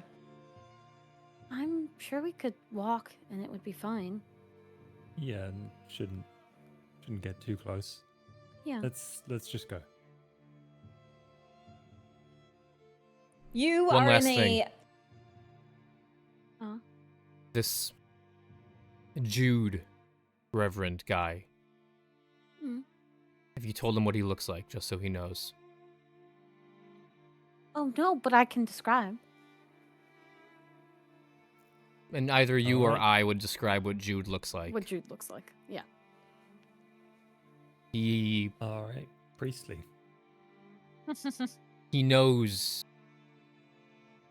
Us.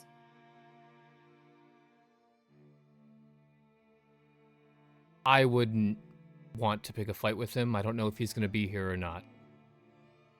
But that's your call. Okay.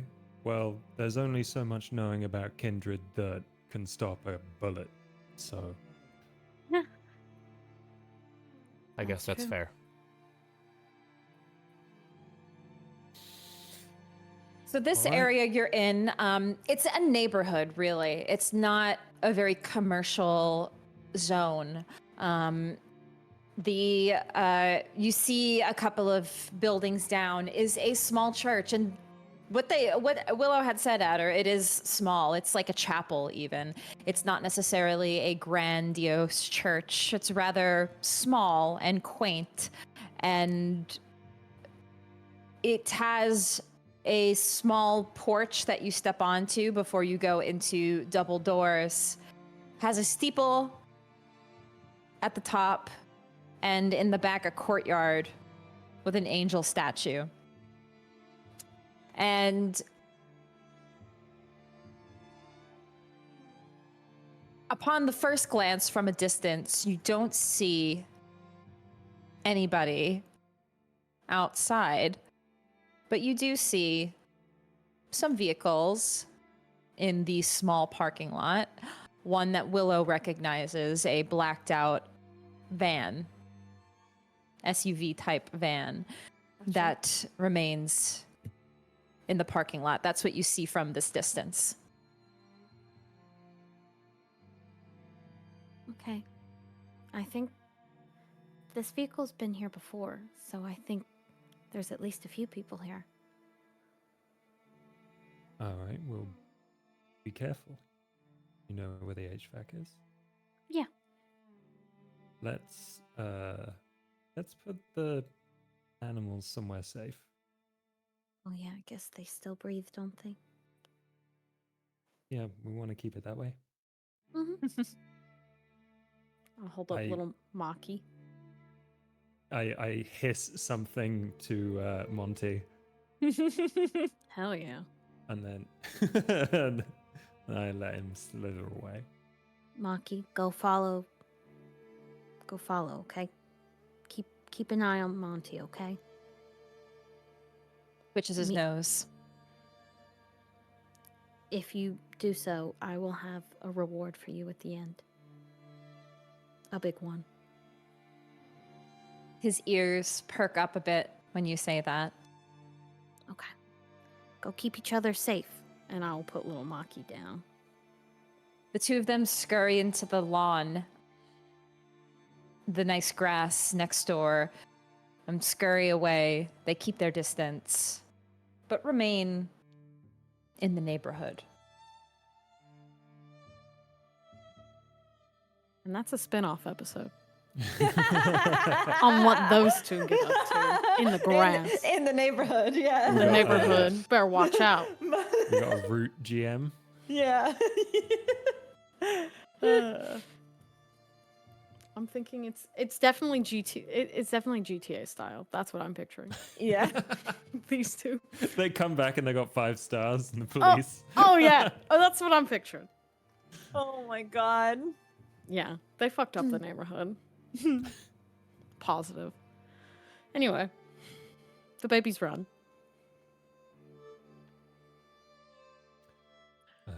Ready? Yeah.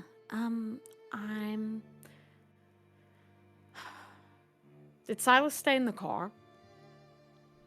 Silas is in the limo, whenever it is, half a block down. Oh, Silas yeah, okay. did not join. He's Silas said, like- I'll wait in the car. And that's that. Look, I love to see it. I'm just gonna put this where it needs to go, and then you'll be at the front, ready to go in and get whatever's left, right? Yeah, once that's gone off, I'll go in. Okay. Do we have a time limit? It's not a big place, so 20 minutes. You think you can clear it in 20 minutes? Hopefully I can clear it in 10. I don't know. Okay. See what happens. We'll meet back home or somewhere else. We should meet back somewhere that's not the limo. We should, not home. Just in case we get followed. Then where? Pier? The pier? Yeah. Okay. Then we can meet there. Okay. And if either of us are not back there by, I don't know, like an hour before, 2 hours before sunrise, Mm-hmm. the next night I am going to come looking. We'll both be there. Okay. And he kisses her, like sweeps her up. Oh, she holds on real tight to him. There's definitely a little bit of a nervous, like just in her fingers, he can tell, like they're squeezing a little extra tight. She's a little nervous, but she knows it's got to be done. Okay. Well, now's the time to let go of that hold you had on yourself, yeah? Yeah. These are the people that burned your home to the ground. I got a bone to pick. A few. And she will, I think, use unseen passage and kind of slip away. Okay. You watch Willow, your eyes deceiving you for a moment as she fades in and out of your own peripherals, visions, and disappears for a moment, Adder, and you are left with a talisman around your neck. Willow, we'll start with you. Mm-hmm. You unseen passage and vanish from sight for a moment, flickering in and out. Where would you like to go? I would like to go around the back of the building, off to the side. Actually, it probably is higher up. So I'm gonna have to do a little bit of a shimmy up a pipe or like a crawl or Yes. something. A climb. You do a bit of climbing and roll me just a dexterity athletics to see how well you do and if you make too many creaks and cracks upon climbing. I have 2 successes. 2 is enough to at least climb without making too much noise. You climb up to the spot that Machiavelli scouted out and you had seen as well, of where the HVAC system is for this small church.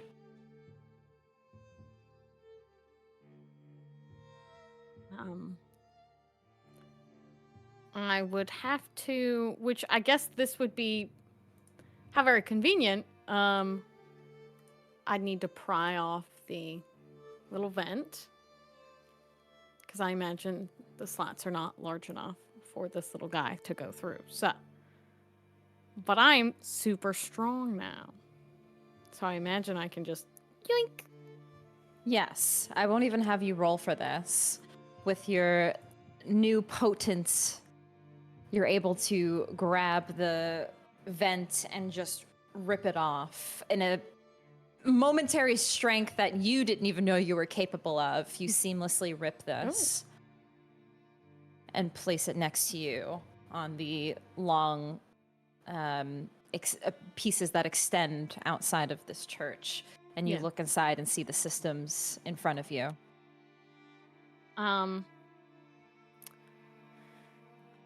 I don't know if she'd need to like wiggle in at all, or she could just toss it or roll it even.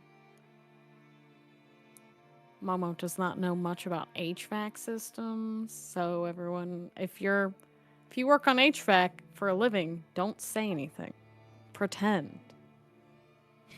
Yes, I think you would be able to, it's like a slender piping, but you are able to, like, roll it in if you wanted to. Yeah, I think setting it off and then giving a little roll, and she would watch it to make sure it goes where she wants it to go.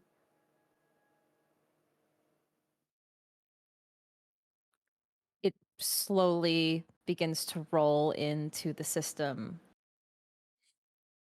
You see the fans and the vents inside whirling, continuing to whirl as this device goes in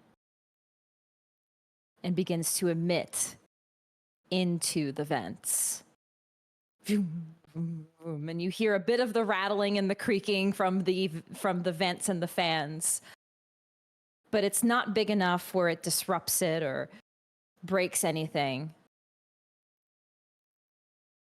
But the gas begins to go into the system, slowly.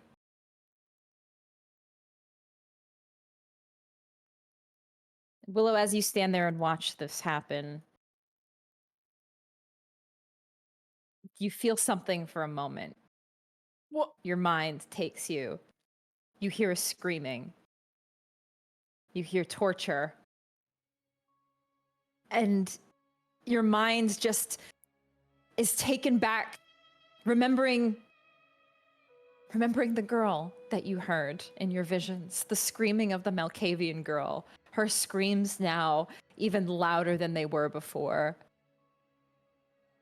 The screams take you down below. Something happened to her in this church, in the basement.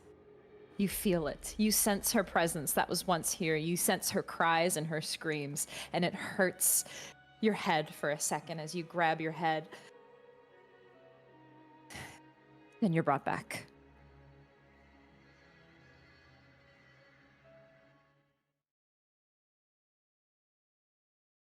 Does a little exhale, even though she doesn't mean to. More out of habit and just. You watch and wait. Yep. Takes a few minutes. You assume this is going to take at least 5-10 minutes before it makes its way into the system and starts affecting the people inside. And Adder, you wait. You wait for the right moment to strike. You wait about 5-10 minutes. And you know the time is now. I'm going to take my bloody hand and I'm going to rip the cord off of my neck. And just kind of feel the anger that I felt before. I'm going to do a couple of rouse checks for celerity and for potence to kind of activate those and kind of let them flow through him. And he's just kind of gonna zip to the nearest entrance, and he's completely silent. He's gonna kick the door in. And once he's inside, I think he's just gonna let himself frenzy. Okay. All right. One moment as I look into the Brujah frenzy. Yeah. Yeah, Sorry. no, I was just actually go ahead. What were you gonna say? I feel like he would be extremely angry, and I don't know if you were going to make me do a rouse check, but I would definitely choose to fail it. Okay. Yes. Essentially. You let your temper, your anger, and your beast, the thing that you generally try to keep composed within yourself, for this one moment, you let it loose.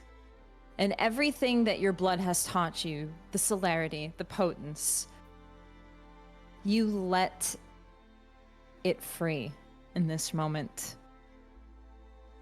You burst into the door, into this chapel.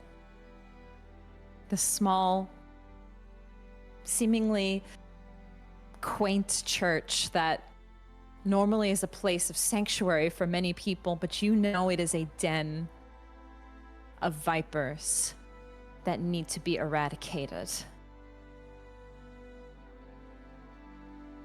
You look inside and you see pews to the right and to the left, wooden pews. Sitting in the pews are two people who look dazed and lost. They begin to lay on the ground, keeled over in some ways. but still conscious. Do you move toward the one on the right or the left first? Whichever's closest. The one on the right.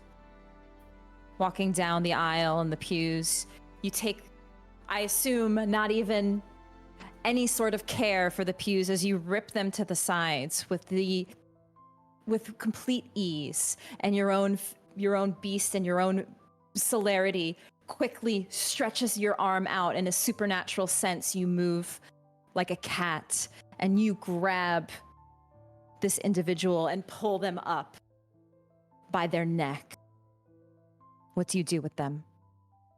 I break their neck and I throw them against the wall like a rag doll.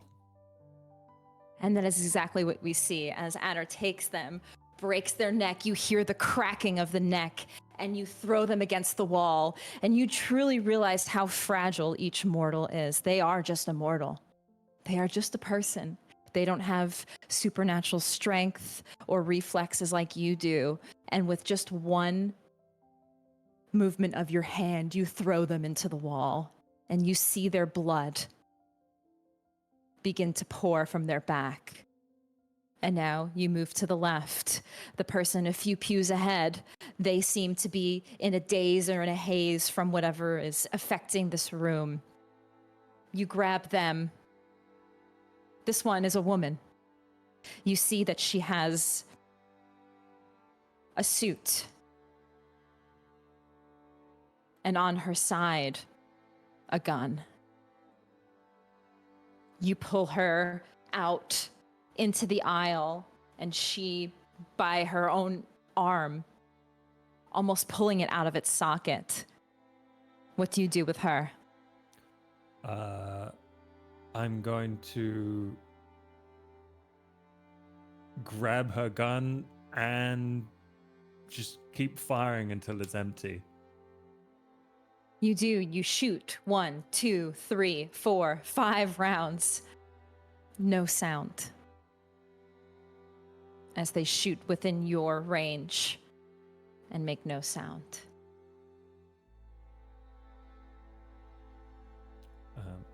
Yeah, and I think after that, he's just going to look for the rest of the hunters and take them out and until he can't find anyone else. And at that point, he's going to start dismantling this church. You take every pew, every aisle, and begin breaking it. Bibles and hymnal books destroyed. You walk closer toward the pulpit, toward the front of the church. And you look up and you see one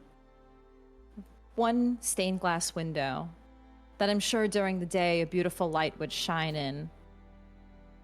But the moonlight is not as impressive as it shines in. But as you're looking and walking toward the front of the pulpit, you rip into the pulpit. On the ground, papers everywhere. One that catches your eye as you're looking, you see writing in Latin as it begins to hit the ground. Your rage and fury absolutely ripping apart the rest of this church with no other individuals. But Adder, there is one thing. As you look up to that moonlight, and you look at the window, something catches your eye. Right below the window. It's a statue of an angel with no face. It's odd for a second. Why would this angel have no face? But it's something about it stirs something in you. And for a second, your beast in all of its fury is afraid. You feel fear and terror, a terror that you've not felt before. the angel almost sings to you with a taunting hum in your ears. The hum of a song that would be singing at your death, at your final death. When you think about your soul, it has nowhere to go, and the hum won't greet you. It'll only stem your eternal damnation. And you feel flames wrap around your arms and your legs and everything. You feel fire. Roll me a terror frenzy with a difficulty of 3.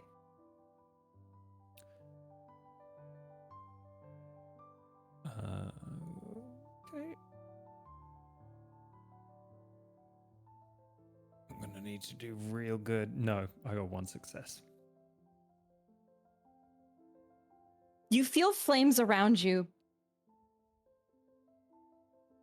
and you are in absolute fear for your life. You wonder for a second if everything that these hunters, everything that they fight for could be true, that you will face flame and you will be gone from this existence forever. And it terrifies you. And you realize you need to leave this church right now, and you want nothing more but to run and get these flames off of you. So you run. I think I drop the talisman as well. You drop it and run. You run out of the church.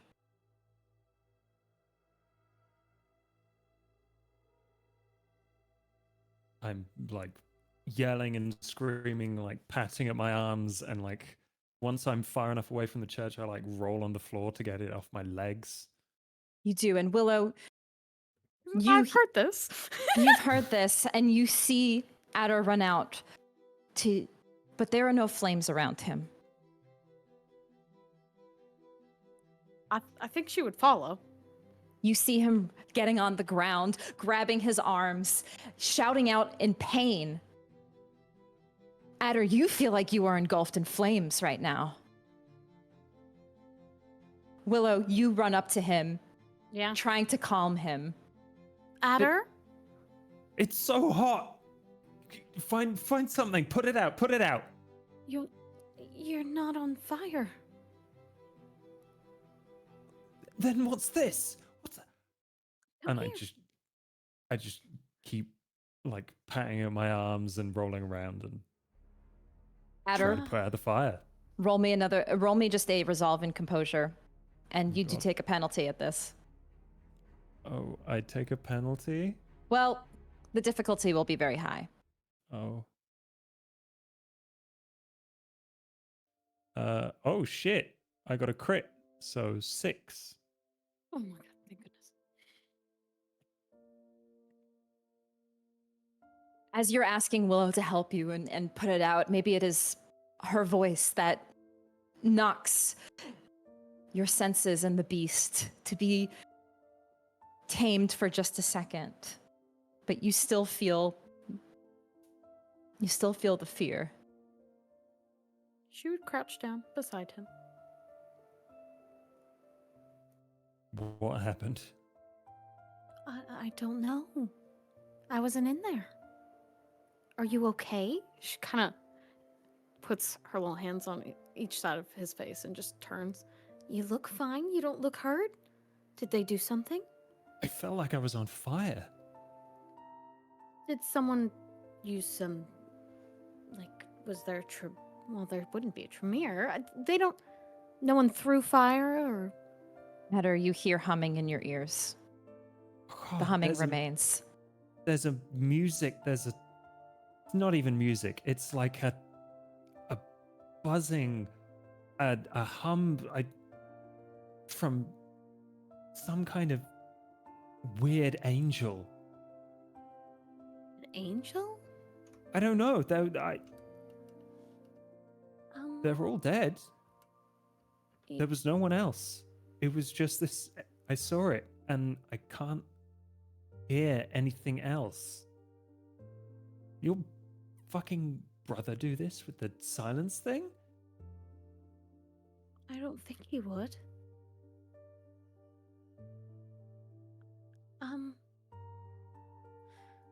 Maybe I can fix this. You're hearing things? Yeah. It's okay. You can't hear that? No, but I hear things all the time. I can help you with that. Adder, the humming persists. And it now drives you to a point where the words that Willow's saying are even frustrating to you. You can't take it anymore. It persists, and even Willow's words cannot calm you now.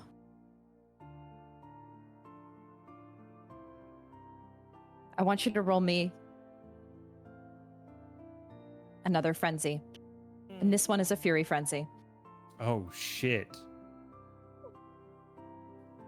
Run! Oh no. Is this how it happens to me? I want you all to know that this is something from the Second Inquisition book. I did not make this up. That is all. I got 2 successes. Adder, the hum turns into a chorus.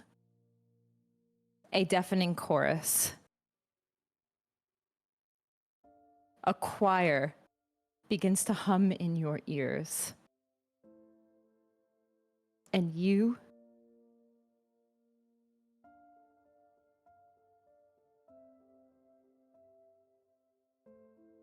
want to take the next thing that you see and rip them apart.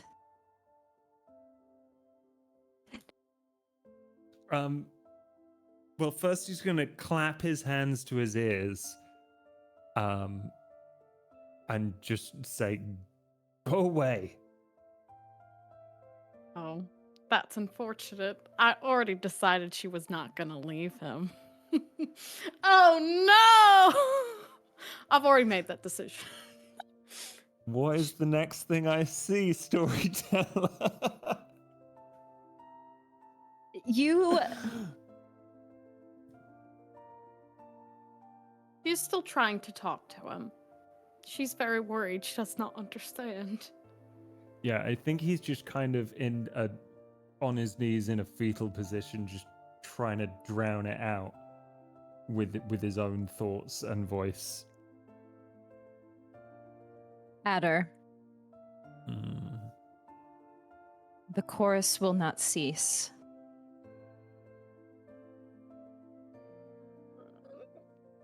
Not even for Willow. And your own rage.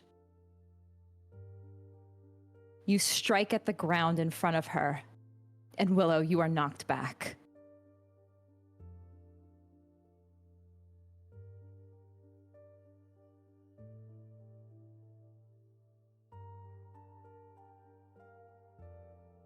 It startles you. Yeah, she does a little scoot back, but not too much.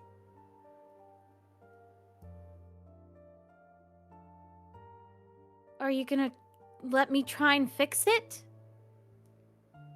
I think at this point he's I don't think he can hear you very well. No, So he's probably just like, not. He can't. "Ah!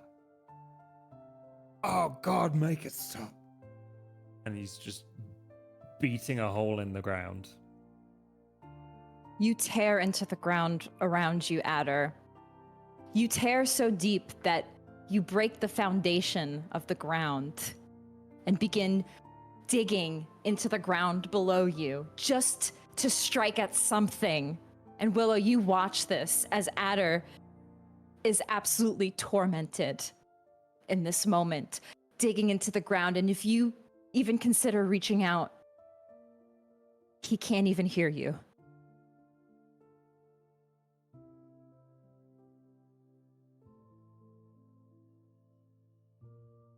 Is it...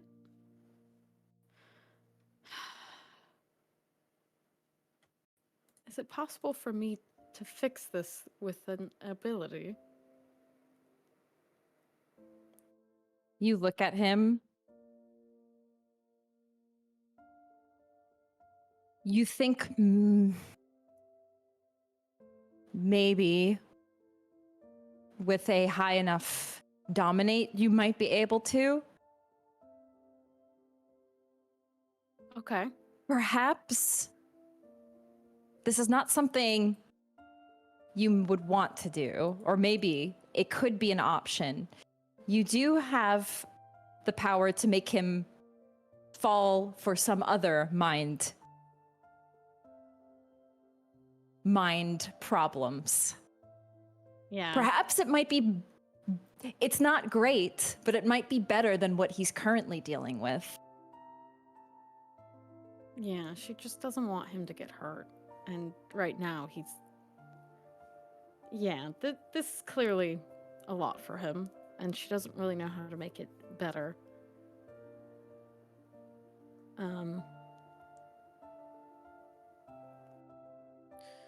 Yeah, I think I could try that, but what would be better? Yeah, it just requires me talking to him whether he hears me really or not or responds. Yes. Willow, if you would like to try this, I'll just have you roll me a charisma and persuasion to see if what you're trying to do can get through the choir of noise that is currently in Adder's mind. Okay. So roll me that to see if that's a success. 4. 4. Yes. You reach out with your voice, and you know that for a moment you think he can hear you. You know that you have something that can send his mind somewhere else. It may be painful for him, but at least you at least know what it's capable of and can try to control it. This, what currently is happening to him, you have no control over. Yeah. Yes. I would like to use dementation. Okay, just roll me a Rouse check and then a manipulation and dominate. Okay. And I do succeed. Nice. Adder, I don't know if you want to try to resist this or let it happen. I don't know if your beast at this point can even really gauge what's happening. If he does want to, it's composure intelligence. Oh, you're muted. You're muted. Oh, I don't think he's got a bunch of mental defenses. So I think right now. I think this would take him. Okay. Well, I'll roll it anyway. Yeah, you can roll it anyway just to see. It's a 4 again. Okay. You reach out with your voice and you let the web take your next words, reaching out to Adder. And Adder, you hear Willow talking in almost a strange melodic hum. This melodic hum gets louder and louder, and it tones out the choir in your mind.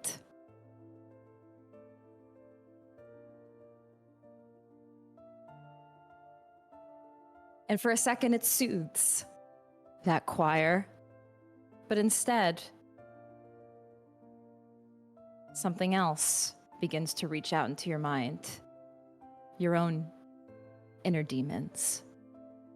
A fractured glass window of everything that you have feared slowly bubbling up. a taste of the things that Willow fears. You see the people you care about spiraling. You see Willow spiraling. You see Anita on the ground. A complete twist of madness begins to take over your own mind. And you feel lost. You would succumb to your compulsion, which I don't even know what the Brujah compulsion is. That is a good. Rebellion. Let's say a vampire that becomes impaired by this power must immediately succumb to a compulsion as chosen by the power's user. Right. You can choose what compulsion you want it to be. It doesn't necessarily have to be the Brujah compulsion. Can be another one.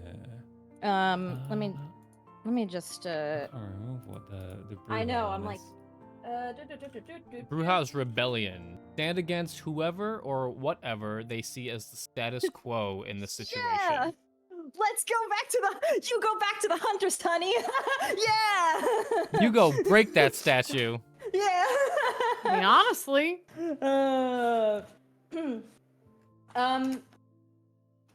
yeah, I actually I do kind of to me when I see dementation I think it usually goes to the clan compulsion. yeah, that's fine with me. So you do feel that twinge of rebellion back in your mind, Adder. You want to strike against what has hurt you. In this moment, It works. it is the hunters.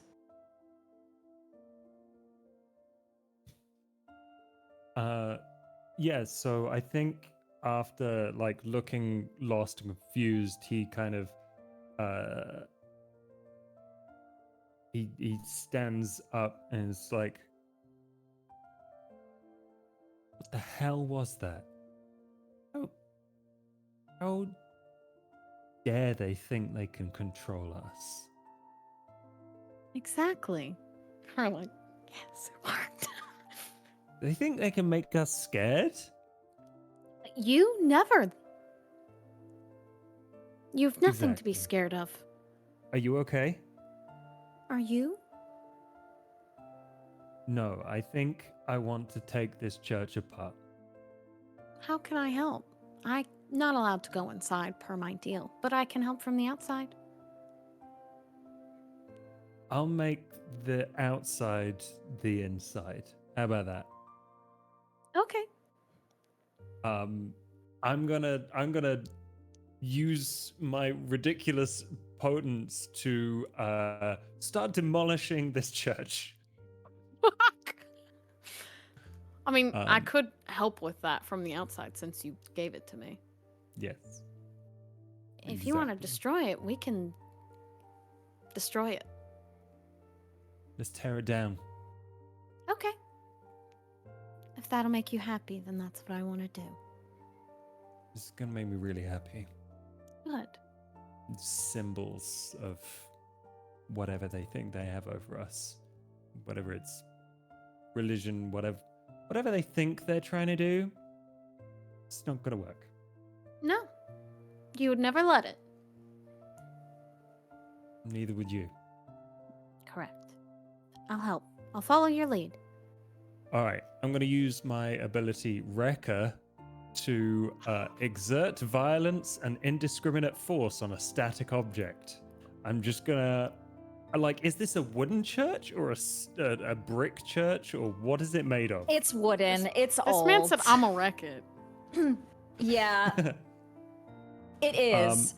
Yeah, I'm just gonna grab onto the support beams and tear them out. You begin tearing into this building, and Willow, you help. You're not quite as strong in your potence, No. but She you does little assist. bits. I help with little parts. I assume this is loud now. You, Yeah. Silas, down the road, you begin to hear noises, banging, construction. You see Just some construction. lights turn on in the houses next to you. Oh fuck. Lucas, get me to that church. He turns the engine on and begins driving down. You see Adder and Willow ripping into the foundations of this church, the front porch completely destroyed. Get in the car. Your time is up. Make me. Oh no. He's in a rebellious mood. Willow, She just kind of gives a turn. get in the car. Yeah. You said that as long as I didn't go in. 20 minutes is up. You're making a lot of noise. Get in the car. You don't have to do what he says. Oh no.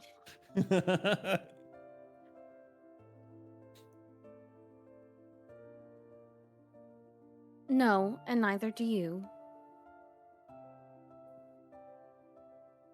But I want to go home. I Then think let's go home. halfway through tearing out a very important beam, I'm like, you want to go? Gives him a look like, our home. Like one of those eyebrows up, like, our house. But doesn't want to say it in front of her brother. I tear out the last one, and I'm like, fine. Fine. I call for the babies. Our children. Maki and Monty Yeah. slither and scurry toward you, Willow, as Adder is continuing to rip into this building. She holds her hand out for him. Silas, you watch as he persists. But Willow looks like she's gathering everything, getting ready to leave.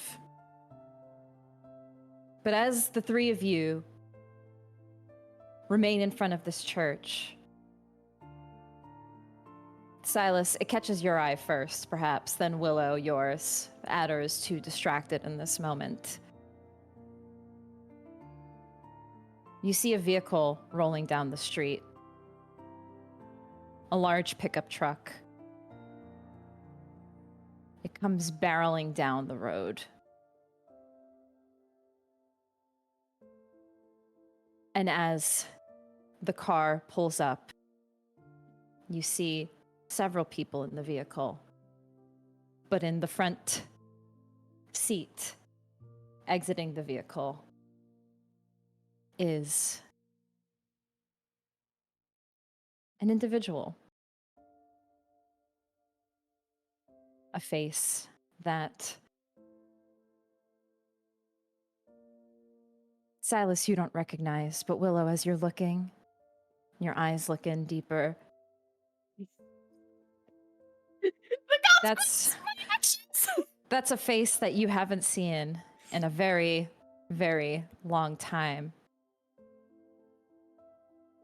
But you see a femme individual with their glasses down, and in the back seat, two individuals in suits that look like government officials. You see their hair parted to one side, shaved on one side, with tattoos on the side. A sniper rifle on their back. And they look tattered and dirty, like they were just in some sort of skirmish. And the two in the back seat exit the vehicle with weapons pointed at you. And you all see Ray. And Chris, if you wouldn't mind adding the overlay. Let's get that overlay.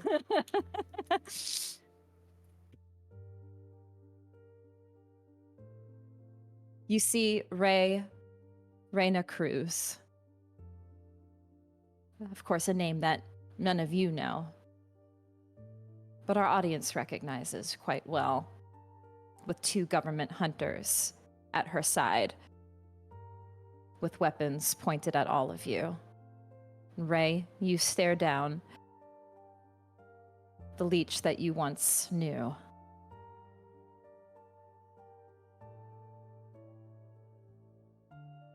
Well, well, well. Fancy meeting you here. Takes a little step back. I Little Maki. start barking orders at my companions. You two, move. And I've got my gun ready. How far away am I from them? You are you're not that far away. Okay. You all are within several feet of each other. Okay. Probably like 15 feet. That's okay. I've got the rifle for the close range. That's fine. Which I am holding in my hands. I do have the sniper rifle on my back, but I'm holding a big fuck you rifle. It's pretty kind. hefty. Oh yeah. That's kind. That's kind. So, who feels like hurting real bad first? If you're volunteering.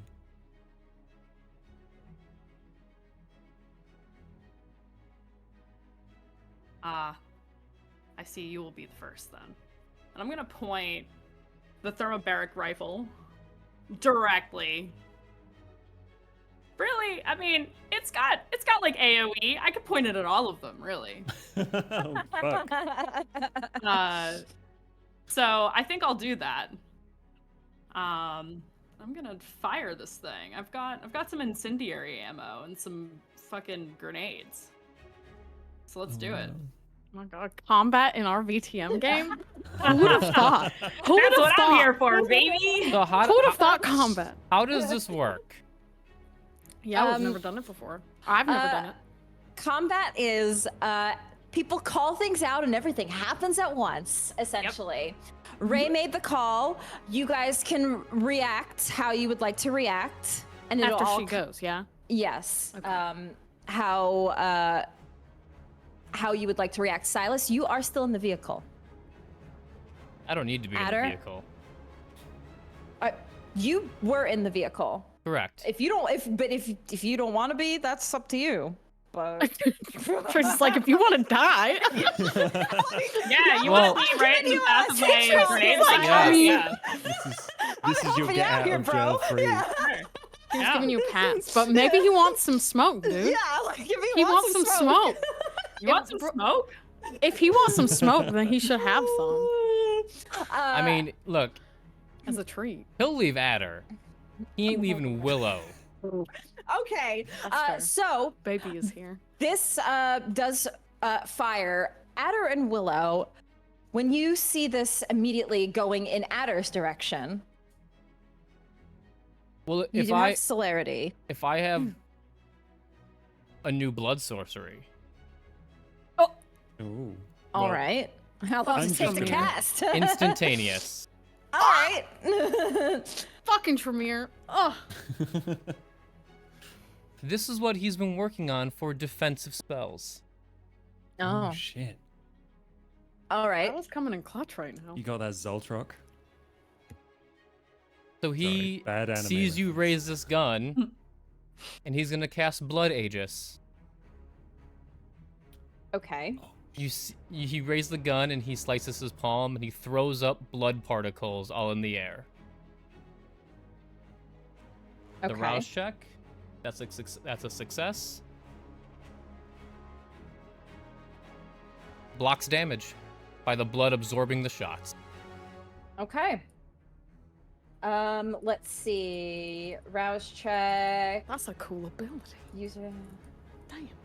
Okay. Ray, you shoot this incendiary grenade right into Adder's face, or right into the ground below him. As it takes, it is something that takes an explosive, and it does engulf a certain area. And as Silas, you see this happen, and the exchanging of the initial words got yourself prepared that you knew something dangerous was about to happen. You saw the weapons. You take your hand, you strike your palm, and you, near Adder, take the damage. How much damage And is it? It is, hold on one moment. I just need to, one sec. I thought I had this ready. Page 73, one moment. I just want to double check.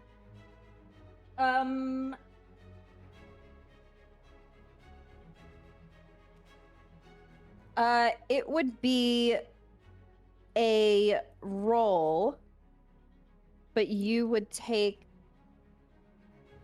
2 aggravated damage. So I it's would. yeah. It Who can takes 2? Adder would have taken It's- aggravated damage from this. It soaks up to 5. Okay. All right, so it soaks up the potential aggravated damage that Adder would have taken. And Ray, you see this. Yeah. And you look toward the vehicle, and you see that confirms, obviously, another leech in the vehicle. Yep. This stops you momentarily.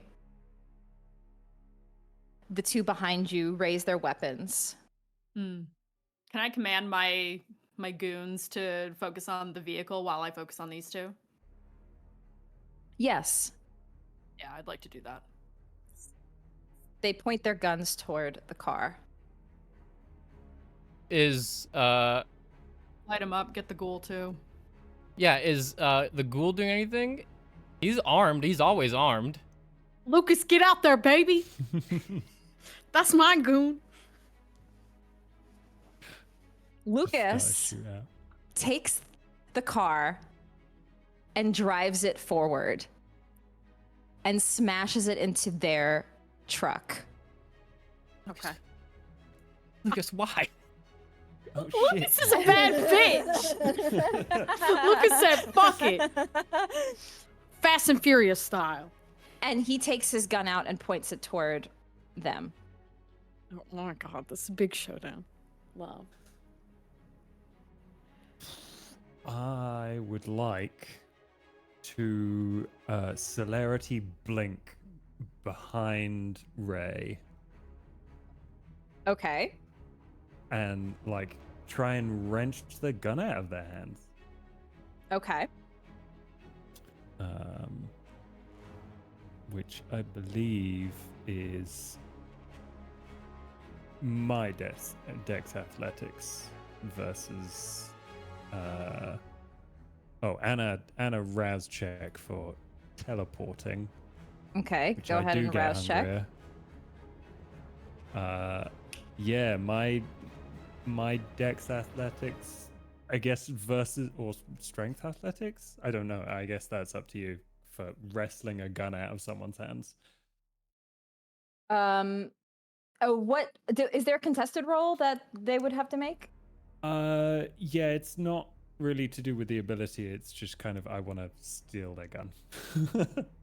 Got it. Go ahead and make me that roll.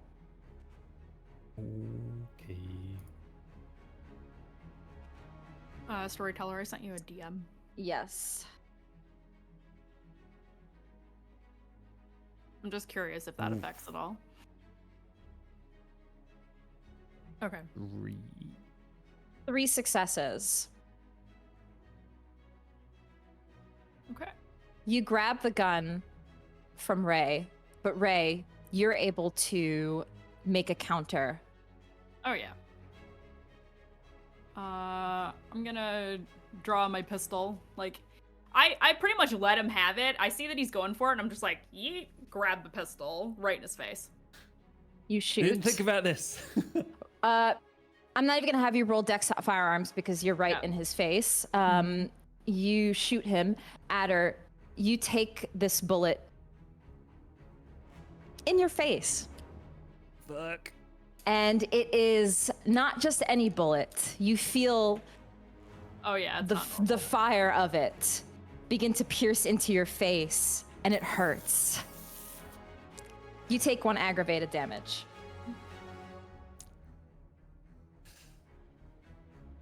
Damn. The goons, a bit startled by this weird distraction that Lucas did, are taken aback for a minute, and Lucas fires at them. And LFG Lucas. My ghoul. He shoots. Alive, boys. Nice and easy like the park. He shoots at one of them, and Shit.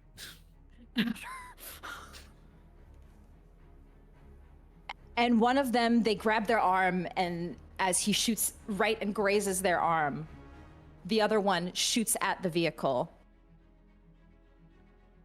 and begins to shoot at the engine of your car, Silas. Oh, And they're shooting at the engine. You see that it begins to smoke up a bit as they're shooting. Silas, Willow, is there anything that the two of you would like to do?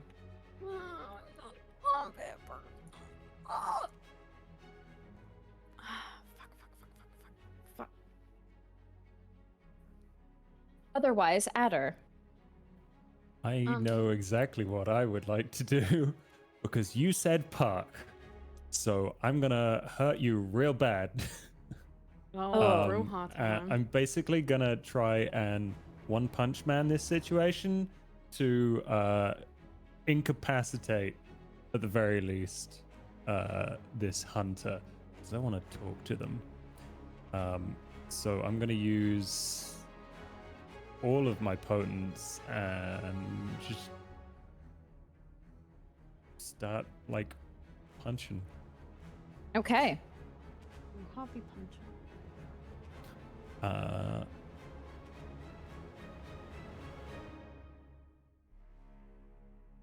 Question.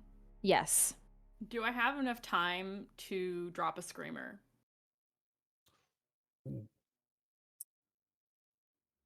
Yes. To maybe lessen the blow of this? Yes. Okay. I will do that. I'm gonna drop this little disc-like device. Looks almost like a smoke detector onto the ground. And the proximity of it to you makes it light up. And it should make an ear-splitting screech. Yes. Oh, I've had a lot of that this evening. Yes, actually. So, Adder, you take, as you're about to take a blow into Ray, Ray drops something on the ground and it begins to pierce and shriek in all of your ears. It momentarily makes you think about all of the noise that was in your head, and it stops you. You grab Ray and put her into the ground, but you're only able to hold on to her for just a second. Willow, Silas, the two of you hear this screeching, and it incapacitates you for a moment. Okay. I have a thing. Do it. Well, I'm ready to do a thing. What would you like to do? I think in the screaming, I think she's gonna take this moment to kind of just blink out. I would like to use Unseen Passage and run towards the other two men that are on Lucas. You use Unseen Passage, and as you normally would blink, with this device, it it begins to mess at your core. The screeching, you're not able to shift in and out the way you normally would. You can do it a little bit. You feel the effects of your blood working against you as you're trying to do this. You walk toward them. You grab the one that Lucas shot at. Or what would you like to do to them, actually, as you get closer toward the one that Lucas okay. shot at? Are the two of them close to each other? They're within like 5 feet of each other. Within 5 feet? Cool. Wait. That's all I need. I would like to, if possible, I don't need to be from behind them. I don't know if I'm coming up from behind them or in front of them.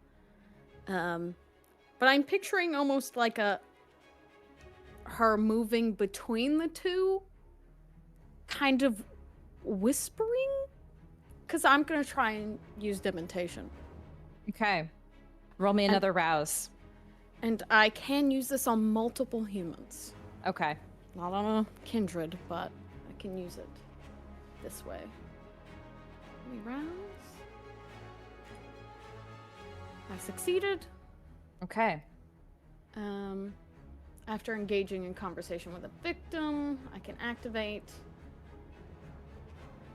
It would just be a simple, please just put your guns down. We really, really don't want to hurt anybody.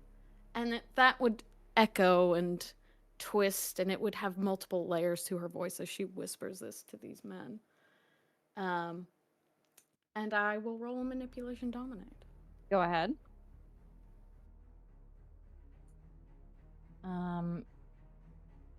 They would make a composure intelligence. Okay. And I'm just checking. I think this just works on mortals. Go ahead and roll it anyway. Yeah, I'm gonna do it anyway. Yeah. Because it is fun to roll. We love to have a little rolling time. Okay, 4 success.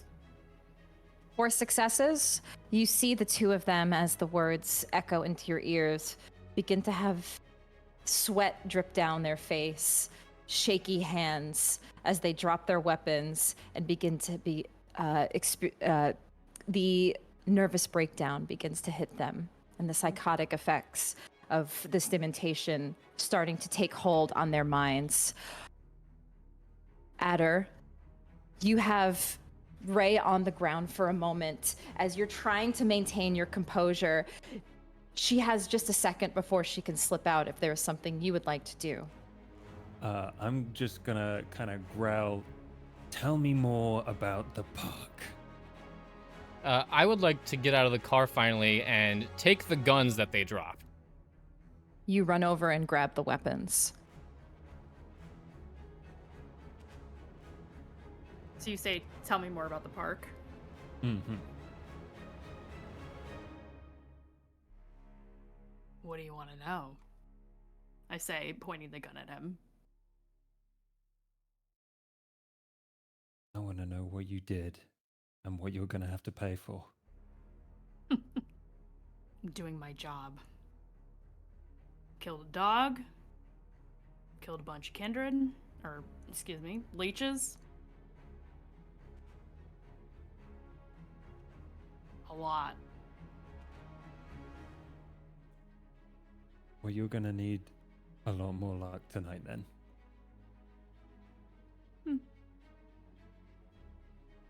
Those I'd were like to my keep leeches. adding to this tally, personally. But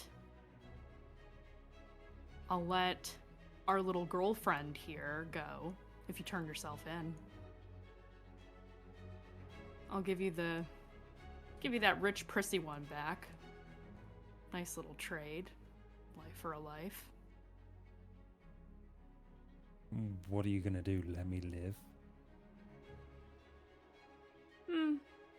To be determined.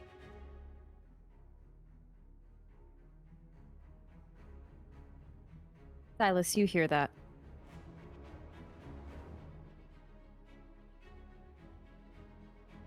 she goes free. Who's the rich prissy one? Is that Willow? It's you. Oh, No. I'm the No, girlfriend. it's- yeah. Yeah. Nope, somebody else. No, I have somebody else. she has somebody in her captivity. What did she say her name was? You know, you all are kind of the same to me. Thea, something like that. Starts with a T, ends with an Thea. Yeah, that's the one. She's still alive. Barely. And you took her. Actually, yeah, staked her myself.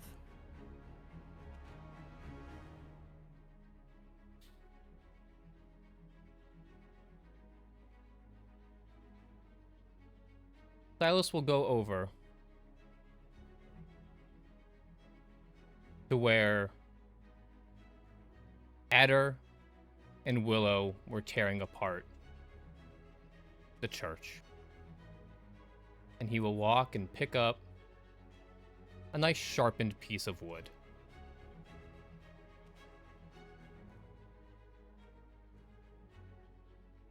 I wouldn't do that if I were you. You know, I'm not so dumb as to come here with just 3 guys. I got snipers all over the place here. If it starts feeling a little bad for me, all I gotta do is what I do. And this whole place, boom. I really like explosives, you know. They work really well on your kind. Decapitation works really well on yours. Sure, kill me, but I'm taking you down with me.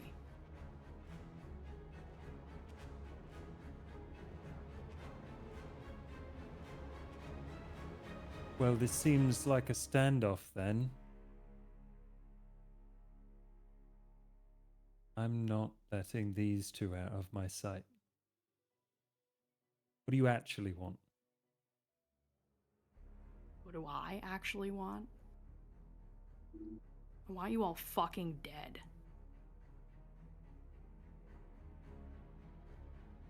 So why not just let us kill you and you'll get 3 for 1? Ray just like grins. You sure you want that? 'Cause I don't bluff like that.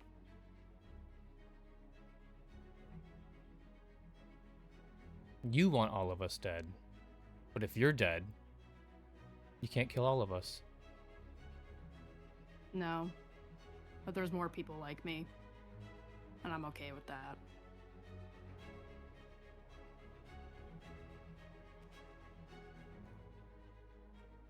Let's go, Storyteller, Willow. do I know where my boss is at right now?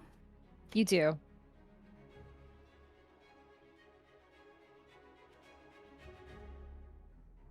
Is he nearby?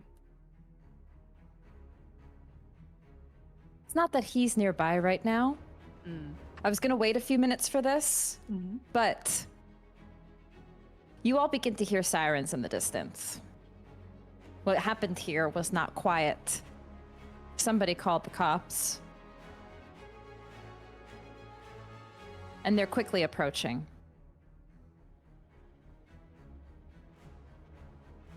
It's time to go.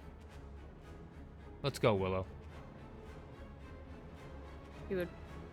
She has the babies. She has she's with Lucas, and she has Monty and Maki on her, and she will run over towards Silas and Adder. Since I'm between her and them, I'm gonna step in her way. I'll point the gun at her instead. I said one of you needs to stay. The other two leave. No, I'd prefer to keep this one, and I point it at her. you can't have because- him.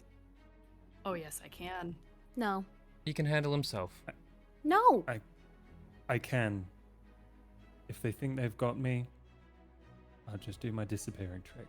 Hey, won't just be a steal. I'll still give you back Thea. I don't care about her. Me either. Adder can take care of Yes. himself. She's standing. We don't have It's either- time. It's either I get out of here on my own, or you two manage to escape. I'll be fine. I have a bone to pick with you.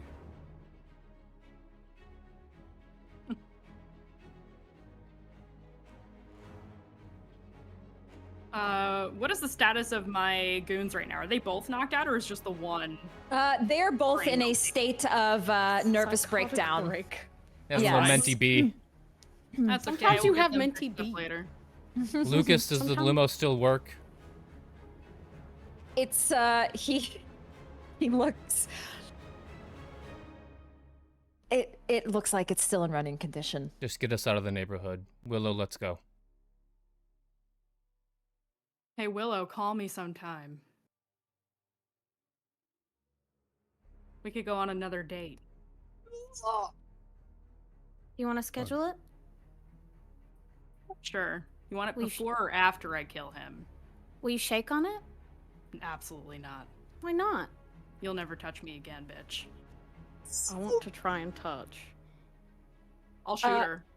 Are you still on the ground? You let her up? I will straight up. No, I got up.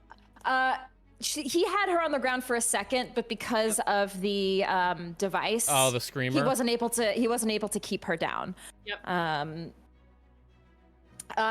Willow, you stretch your arm to grab Ray, and Ray fires at your arm.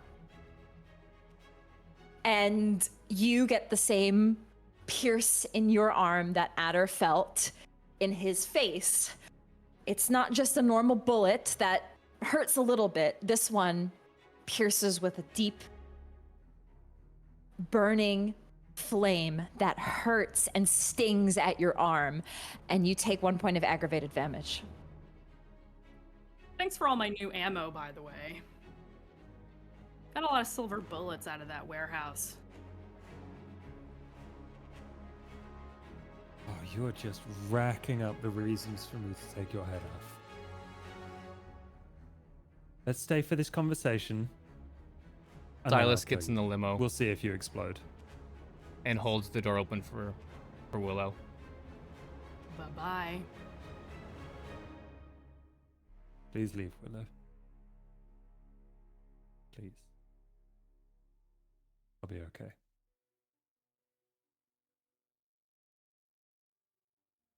He cries 2 tears of blood.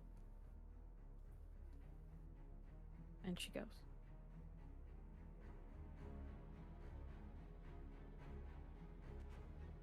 I'm gonna tap a little code in my cell phone. And just for flavor, lasers.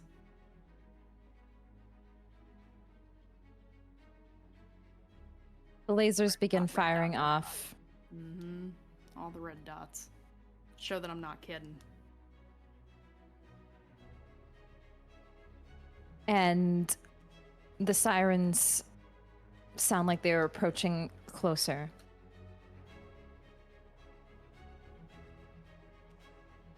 And Ray, you take Adder Yes, I do. and Willow and Silas. You drive off.